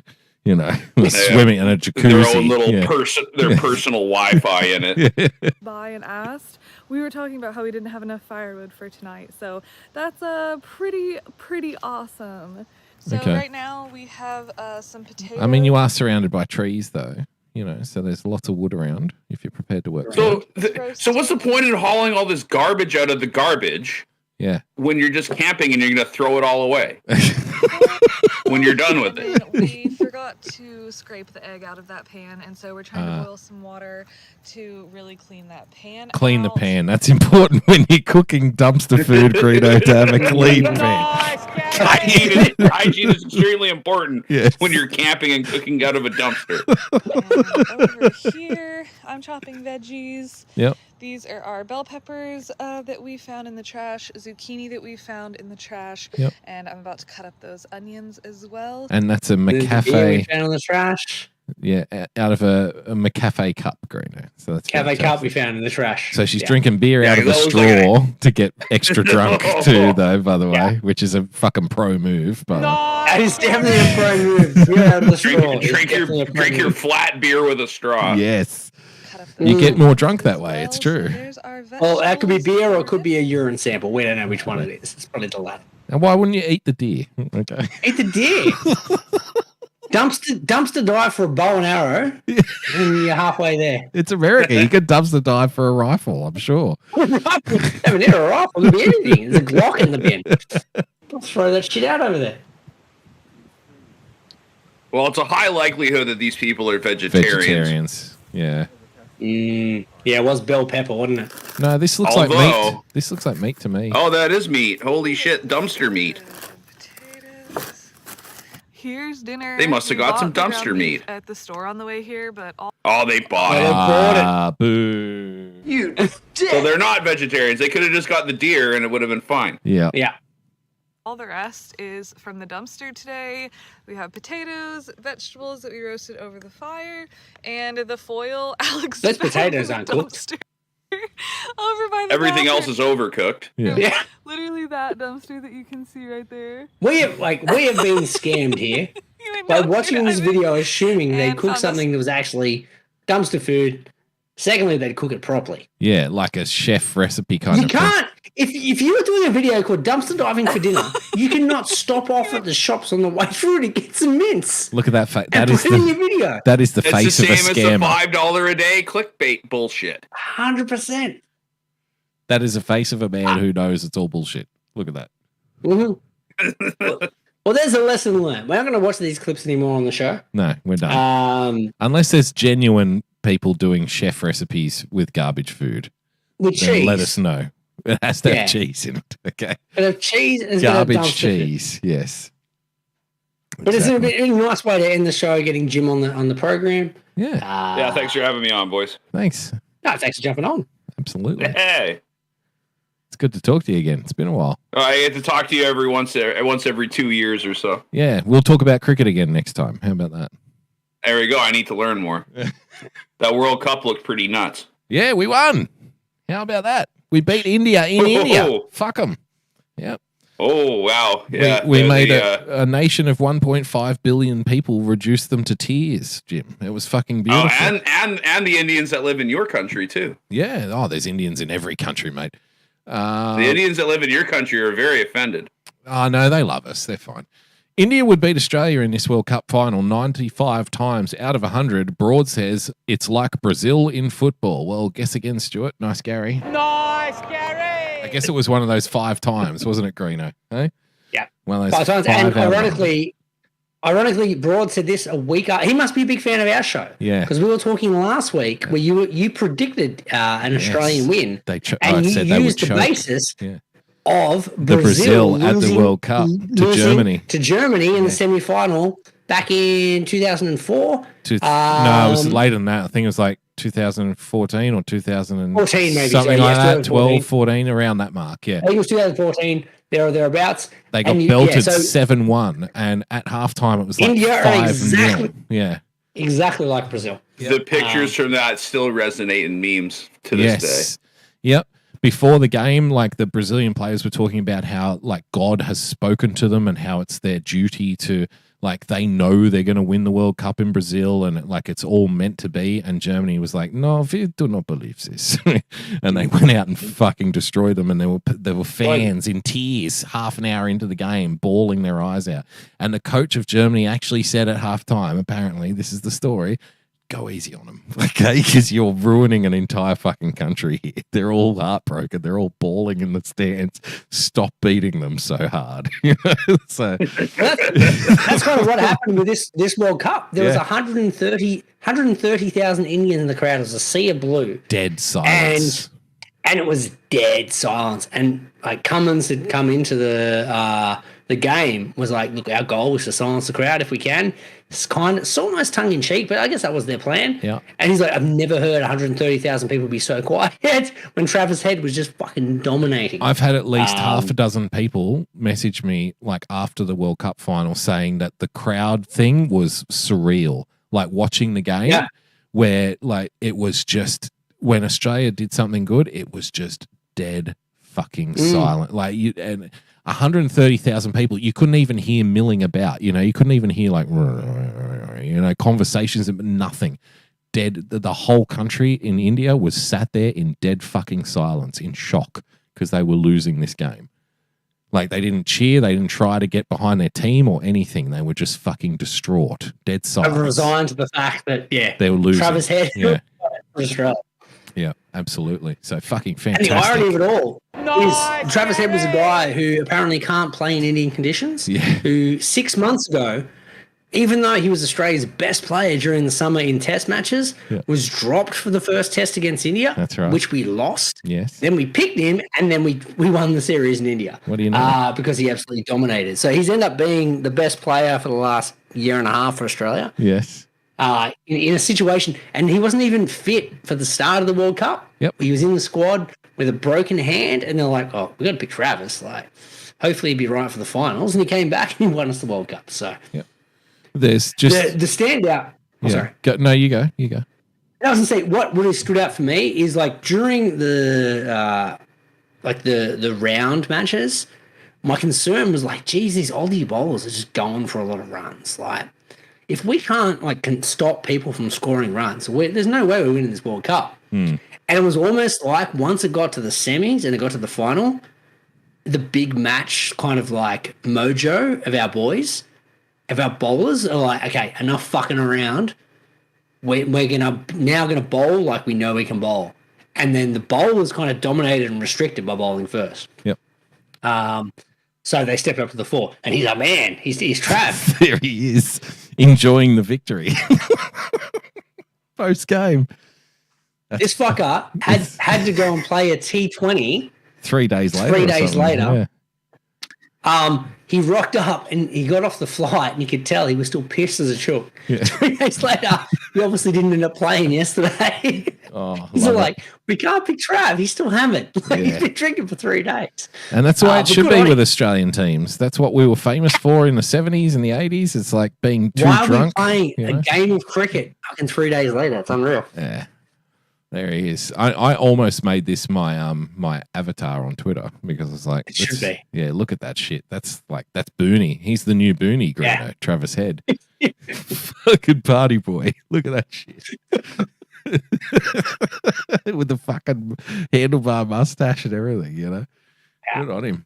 Fucking fantastic. Nice, Gary. So Nice, Gary. we destroyed them. It was Nostradamo once again. The Indians will choke. There's too much pressure on them. They're going to win the whole tournament except for the final, and Australia will come in and sweep up like we always fucking do, and that's exactly what fucking happened. So six World Cup. No one's won more than 2. Yeah, that's it. We are the kings of the 50 over.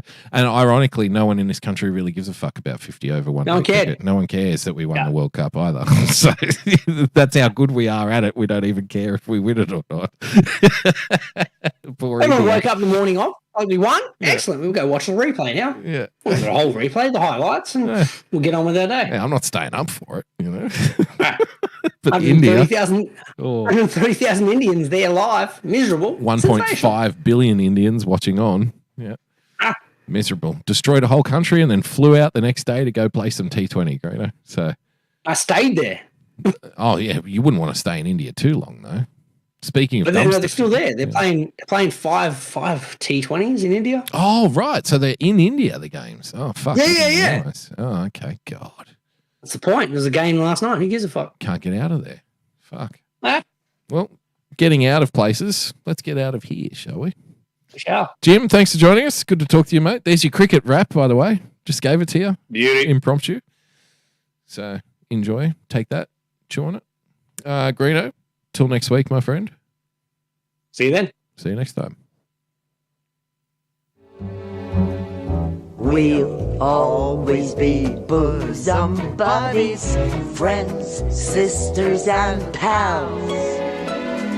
We'll always be bosom buddies. If life should reject you, there's me to protect you. If I say that your tongue is vicious, if I call you uncouth, it's simply that.